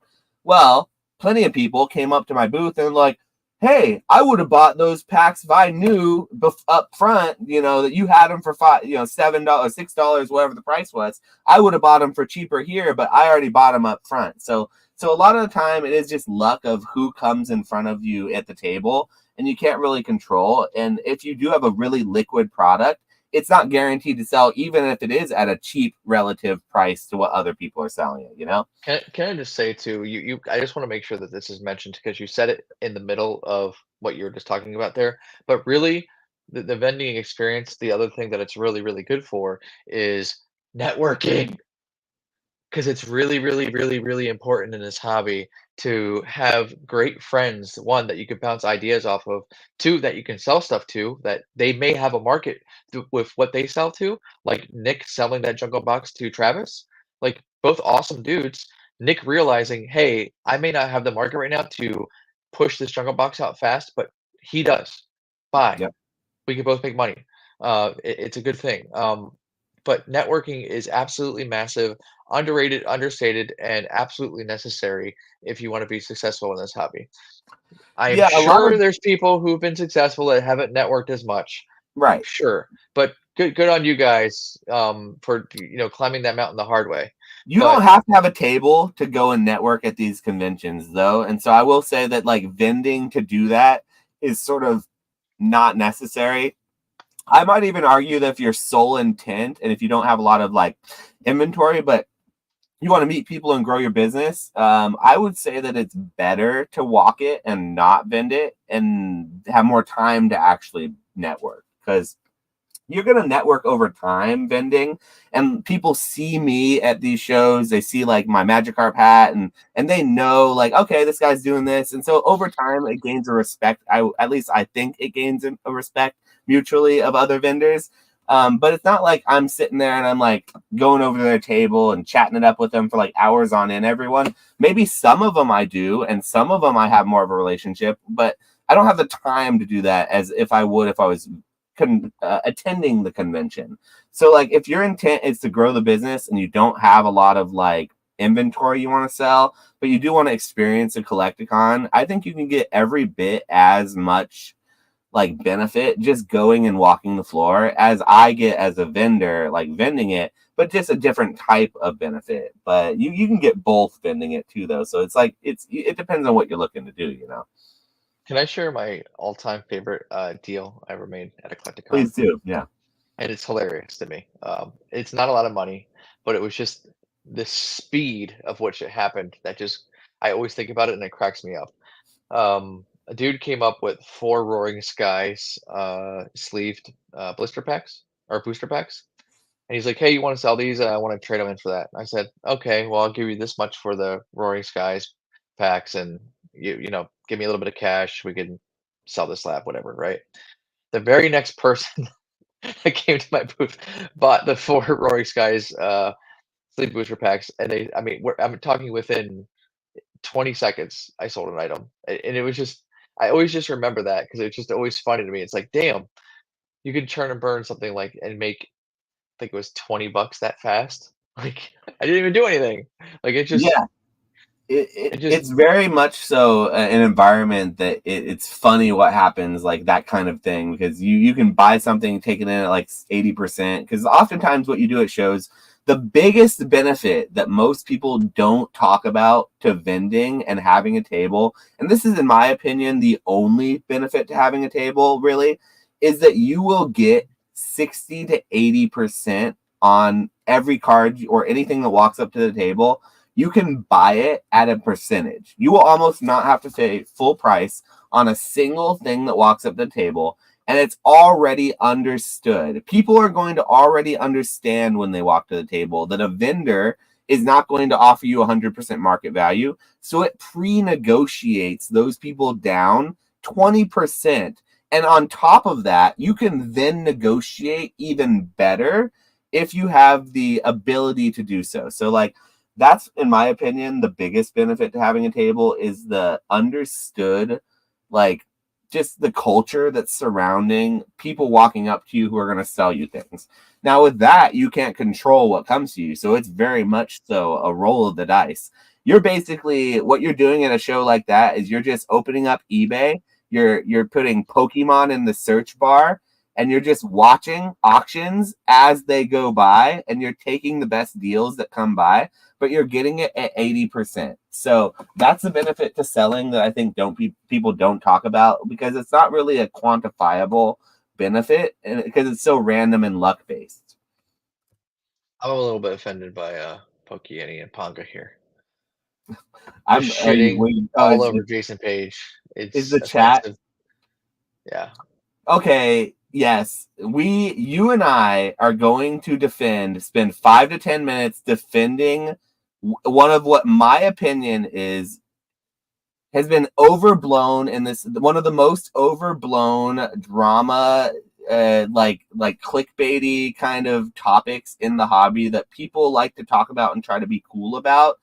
Leave this poor middle-aged man who just wants to sing his Pepto-Bismol Pokemon tune jingles and maybe miss tag. And do you know how many things this dude who has probably a team of like 12 semi of age 18 to 25-year-olds working his social media for him probably push out?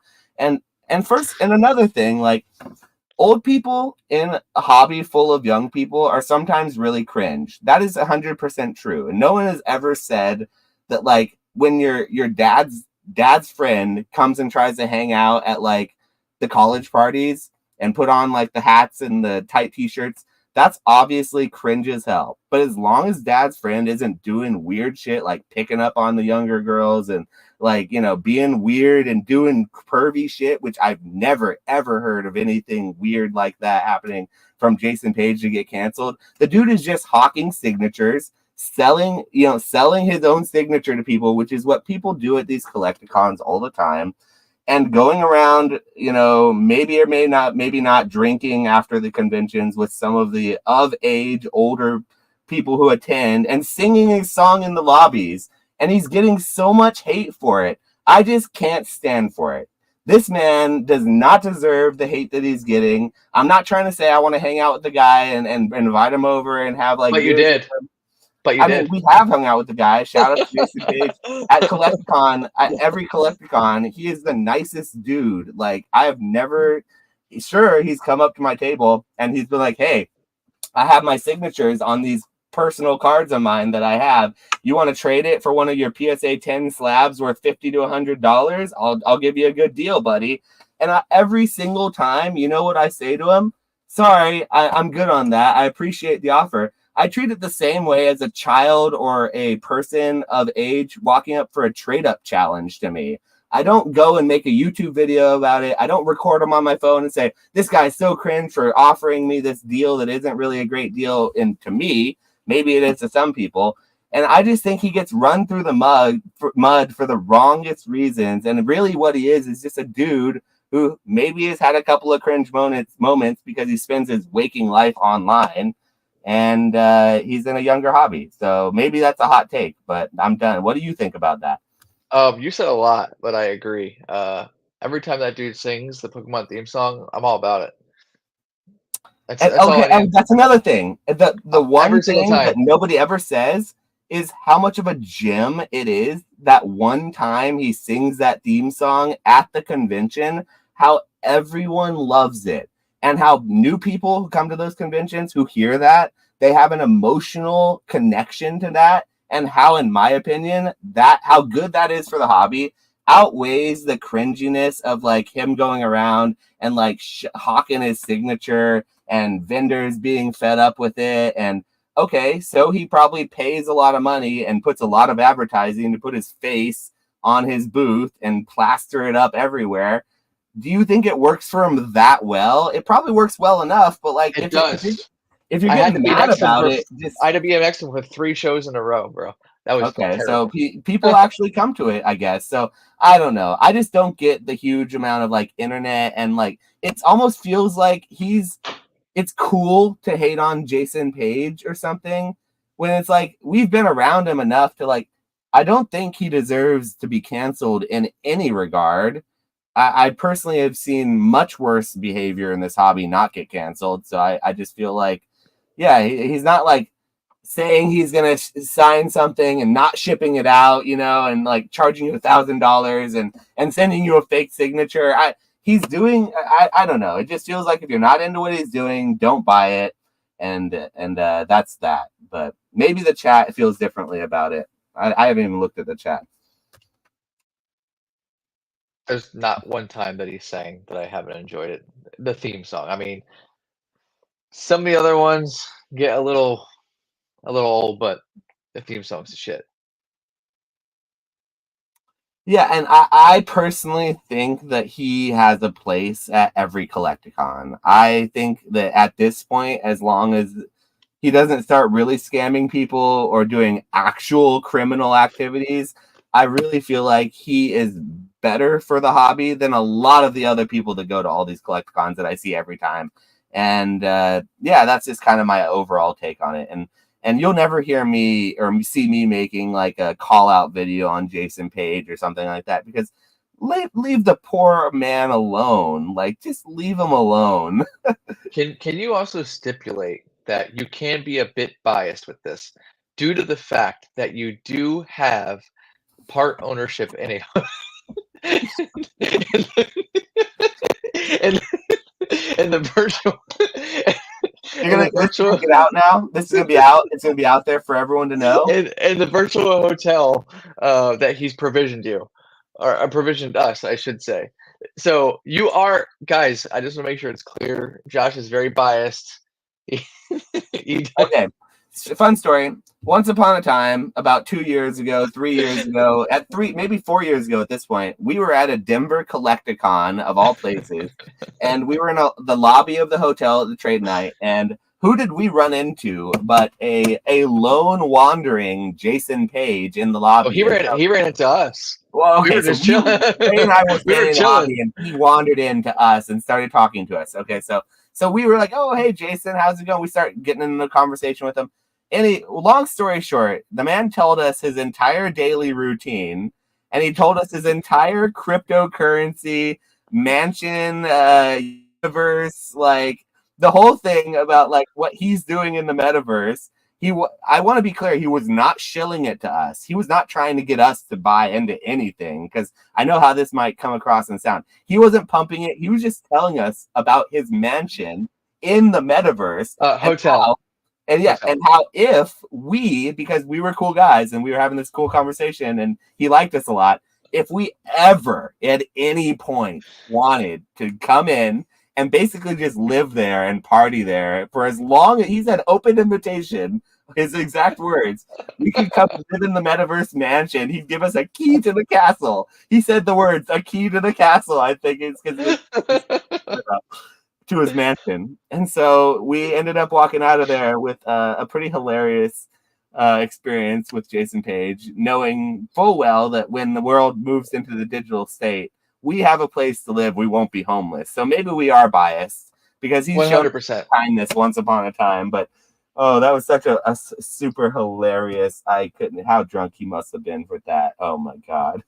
I was gonna say also, Mr. Page may have had a few too much to drink that night, but that's fine. Yeah. We will or will not. We can or cannot say what or what not was ingested earlier in the night, but there may or may not have been a little alcohol involved. But we were all imbibing a little bit of the spirits to a certain extent. There was potentially some beers involved somewhere along the lines. Yeah, that's when we went over. Pokenomics brought us over to the bar. We were able to partake. That was fun. That was a good night. Yeah, that was definitely a good night. That was the same night of the Swami, or no, that was the day after the Swami. Same weekend. Yeah, weekend. Because the Swami party was on the Friday. Yeah, and then that was funny. But yeah, I will say I'm tired of seeing the YouTube content of like people trying to drag him for things that I don't feel are drag worthy. Cringe is one thing, but it's like, do you really think it's worth making fun of a cringe person? Because when a person is cringe, it feels like they don't know it, or it's almost like they're not trying to be, and it's not cringe to everyone probably. And it's just one of those things that I've been quiet about it, but we are 2.5 hours into this, so no one's really listening now. So I just think that I'm tired of seeing our boy who gave us a key to the mansion get dragged through the mud. But no, all seriousness, like there's not much of a bias there, except for I've met the guy, so I guess there is that. But I like to thank Pokey for giving us and giving Josh another 30 to 45 minutes of content. yeah, that's true. We were about to shut her down, so that Jason Paige thing, it reminded me. I literally, dude, last week there was like a thing in YouTube where they were all dragging Jason Paige, and I wanted to make a video like counter, like in defense of Jason Paige kind of thing, like.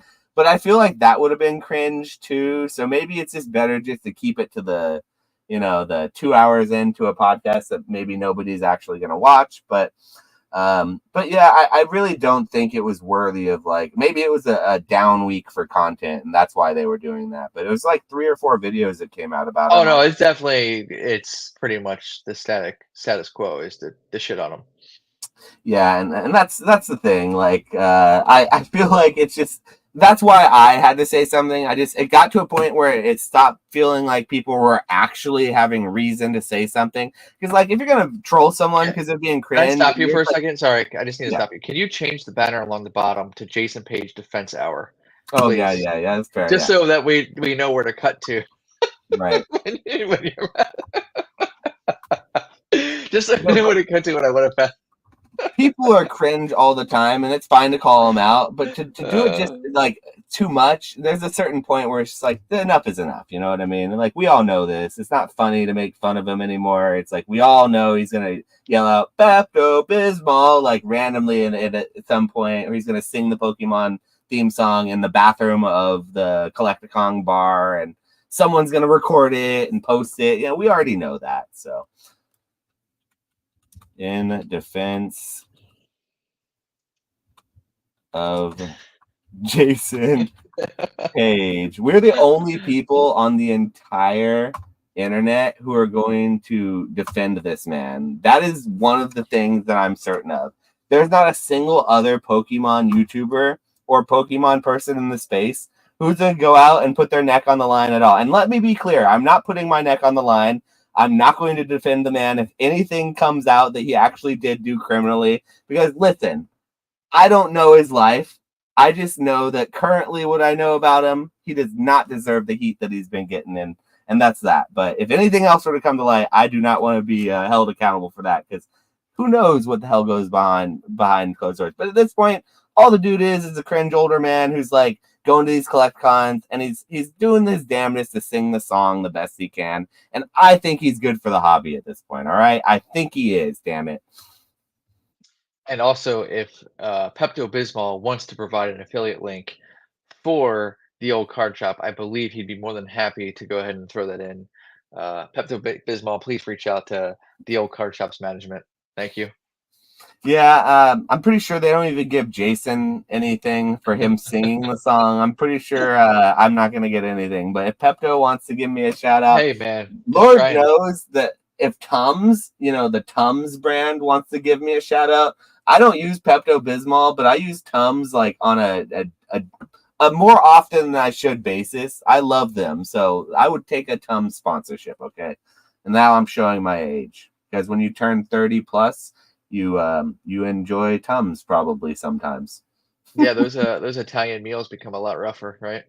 Yeah, it's just red sauce in general is bad for Oh me. yeah, oh yeah, It gets the acids, you know what I mean? oh yeah.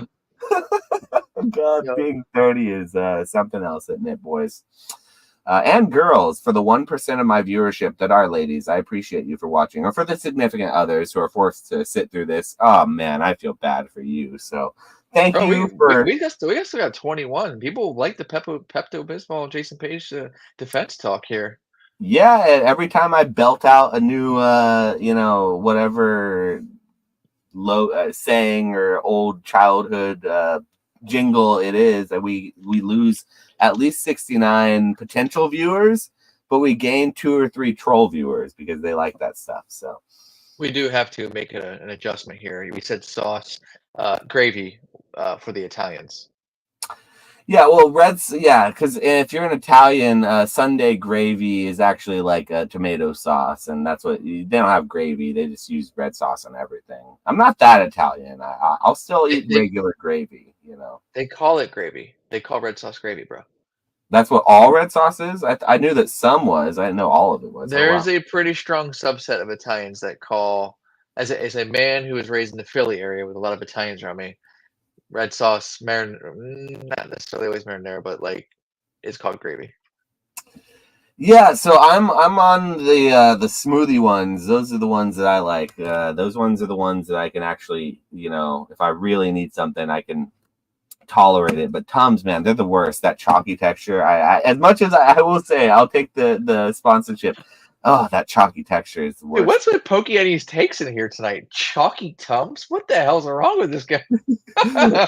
No, the man What is the not hell, wrong man? though. I will say that I appreciate Tums more than I appreciate candy these days, because I'm not trying to eat a lot of candy, but I do eat some foods that are like, more heartburn inducing at times, and Tums will come in clutch. So okay, speaking of candy though, now we're getting around Halloween, so at least we'll end off on something fun. We're gonna end the stream here, and then we'll finish with something fun though.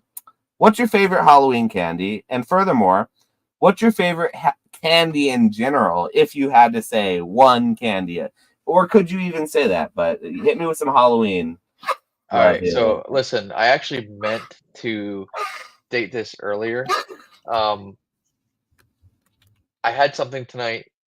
I'm really concerned for all your viewers, and I want to let them know the big peanut butter cup with caramel is fucking disgusting.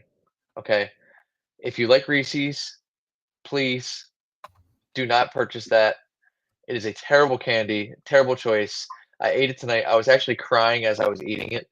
It was one of the grossest things I've ever eaten. So I knew I should have stayed away. But have you had the peanut butter? Do you like Reese's? Are you a fan of Reese's? So I like Reese's, but I've never been like a Reese's guy. I know that like the most popular candy in most people's tier lists for Halloween, oftentimes Reese's is like at the very top of like tier lists for a lot of people, and I don't really agree with that take because I've just never loved peanut butter flavored things. Like I can handle it and I like it, but I don't love it. So I never go for the Reese's first. I always like Milky Ways better. I like Snickers better. I like hell, even Three Musketeers better than Reese's because No, stop it. You are I out know of that's your goddamn class mind. hot, I but won't I just stand for never it. went. So I'm the wrong guy to talk about for Reese's. So it's Reese's. But anyway, I've never had the caramel cup Reese's though, because like as a non Reese's lover, I don't trust them to venture in, or I don't trust them to go out of their lane. You know what I mean?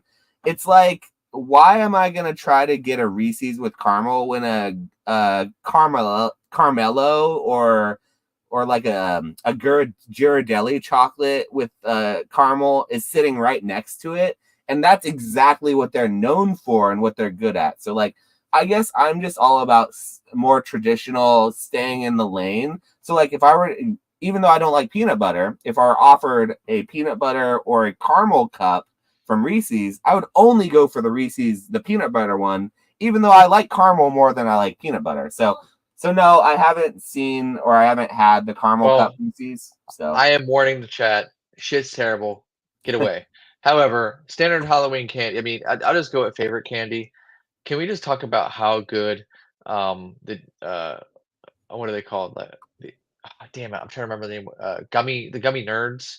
What the hell are they? Like the little gummy nerds at the circles. What do they call them? Nerds clusters is what they're called. Let's talk about nerds clusters. That shit is straight fire, deliciousness. Okay. okay, Nerds clusters are good, and I will give you they're good because they're gummies. And I want to say that the best and the highest tier of candy for Halloween and otherwise and this is just in general, not just for Halloween, it's going to be gummies. Gummy candy is the best and highest tier of candy, in my humble opinion.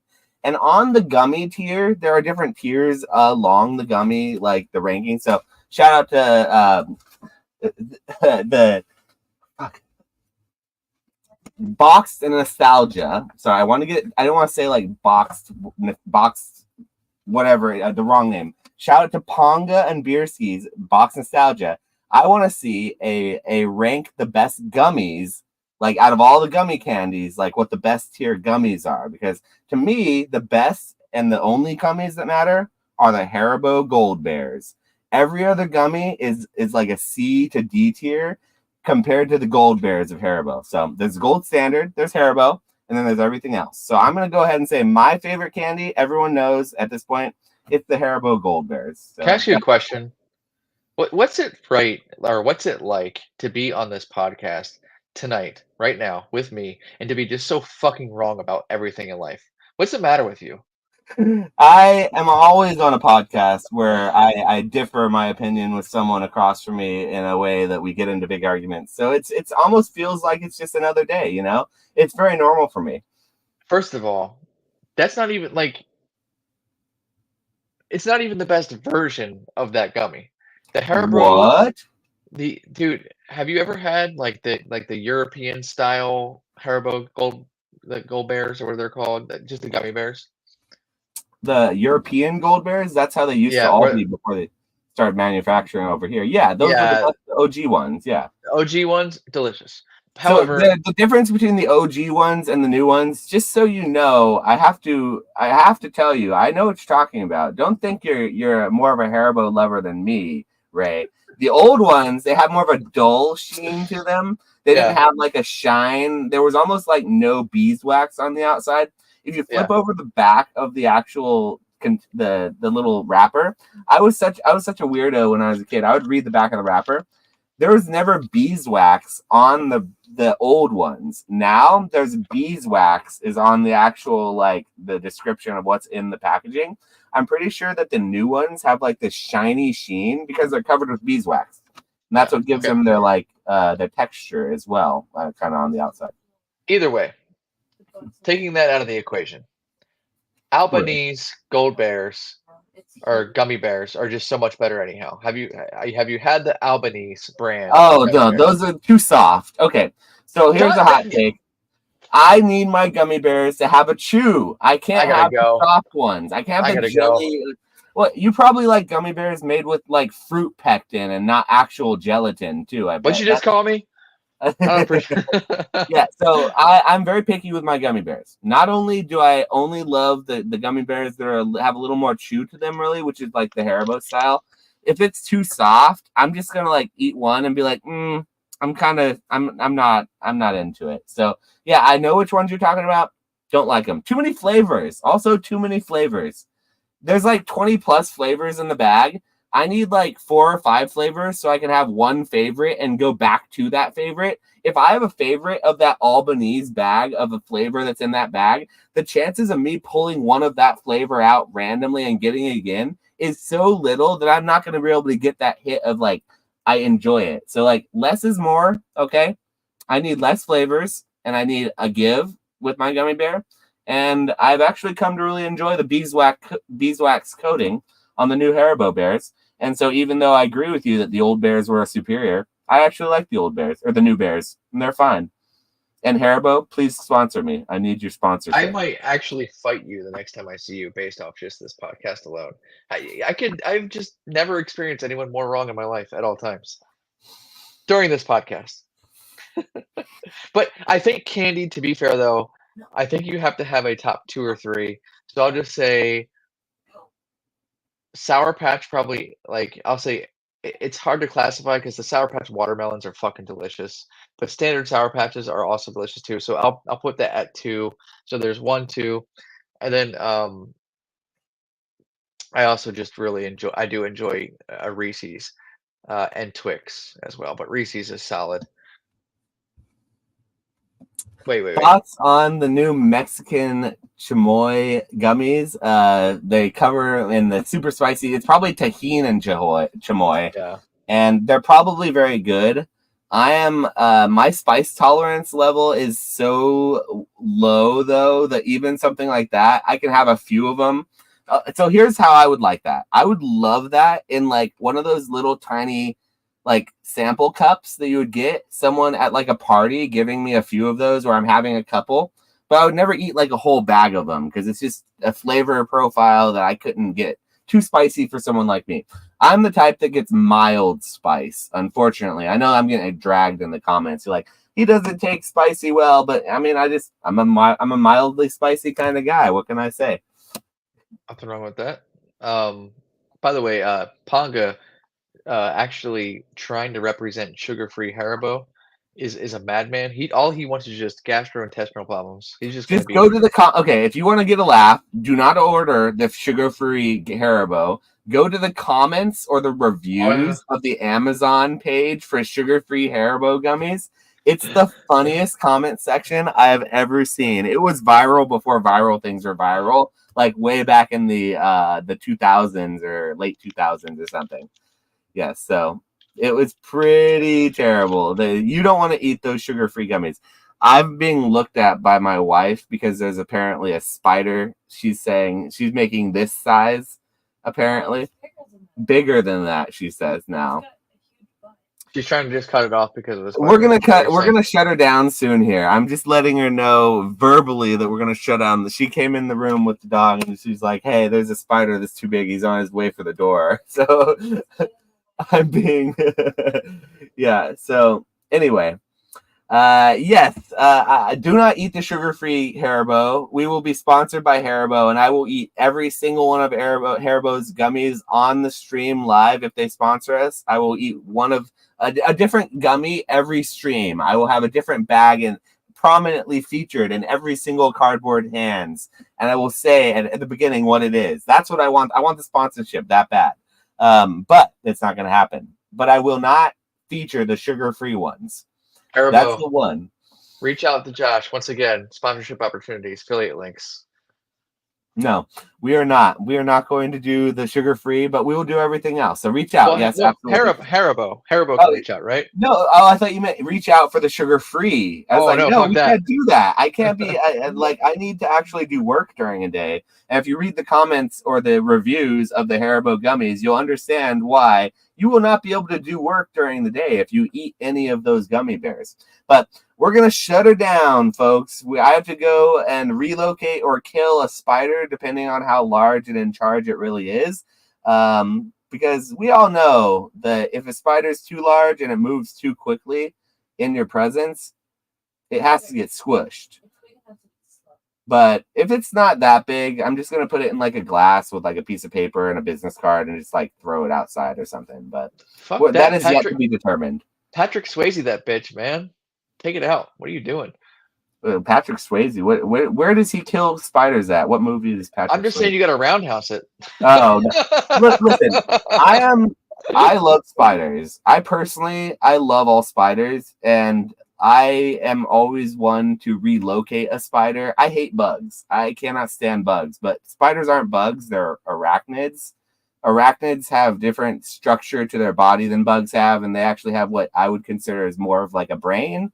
And they can live years at a time. They can somewhat, I wouldn't call them having intelligence, but they can think more than an insect can. And they eat bugs that would then eat us, that would like to suck our blood and try to like mosquitoes and flies want to be nuisances. Spiders eat all those things. Spiders don't want to eat us. They're not trying to eat us. They're trying to run away from you.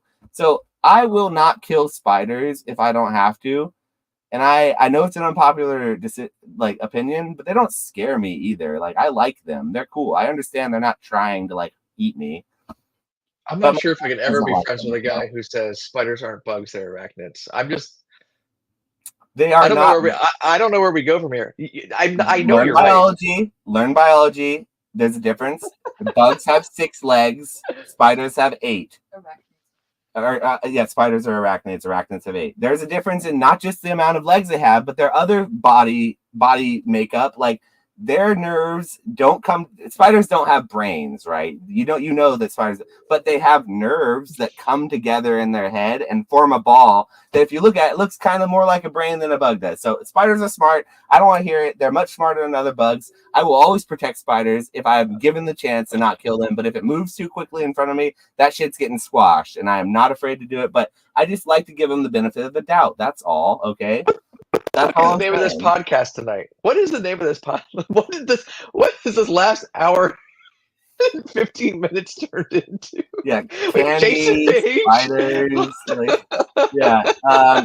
Speaking of Winona, Uh, I'm on the Chimera Ant arc of the Hunter x Hunter 2011 remake right now, and the Phantom Troop is definitely the coolest part of Hunter x Hunter. It hands down, they're my favorite part of the whole anime. So I will take that as a compliment. Thank you very much. I will take the Phantom Troop love. Oh, she says it's gone. Looks like the stream. Oh, you're looking for it. She says we're looking for it. Look for it. It's big. Oh my It's god. too big. Okay. Looks like we are going to cut the stream, and I'm going to go spider hunting because apparently she says it's too big to exist in the house. So, all right, folks. If you've been here for this whole 3-hour stream, smash the like button. Consider subscribing. We appreciate you if you watch it back. Ray, I appreciate you more than anything for hanging out. We thought we were going to do an hour. I thought I was going to take this man only an hour of his time, and he spent 3 hours with me. So I want to say thank you to you, and please plug your following and plug your channel one more time again. yeah, well, first of all, thank you for having me on. I really appreciate it. Go check out Shining Cards and Collectibles on Whatnot and all the other socials. Also check out Beerski, check out Larry Fuji's Card Shop. Those are my dudes who I run with. My brother, who doesn't really have any social, it just threw me. So I guess go check him out too. He's the main guy. He's usually there running the most. I really appreciate all my guys. I will be also live with Beerski tomorrow. So we're doing a double header. What is it? Beer O'Clock with Beerski. I'll be on with tomorrow. So Nice. yep. Come check me Having out his then. boss on, huh? I wonder how that is. You going to pay him by the hour for that, or you would discuss that after the fact? But Excuse me, that is a Beerski payroll. I mean, he should be paying oh, me so to he's be on there. paying you? Okay, for Yeah, sure. Yeah, cool. absolutely. We'll But discuss compensation after the fact. I'm just gonna go hide in a hole in Canada or Mexico for a few months. So just give you me know it's good affiliate for me. links. I want to Yeah. be able to see affiliate links in the notes, right? I mean, that's all I need. But yes, thank you so much. I really appreciate it. I always say this. I know this isn't a full paper hands podcast, but you and Retro Show is one of my favorites. I always watch it. I always catch it. I really appreciate you guys. Thank you so much for having me on again. I appreciate that, man. That really does mean a lot. And for everyone who does watch Cardboard Hands, thank you, thank you, thank you. You guys are the best. We'll have another episode of that out on my channel in the coming week here. We're going to be doing a little more content because the market's so hot and YouTube's so hot. I'm going to be going live and doing a little bit more market chats and market. Oh, I heard a scream. There's a spider. And with that, I will catch you guys next time.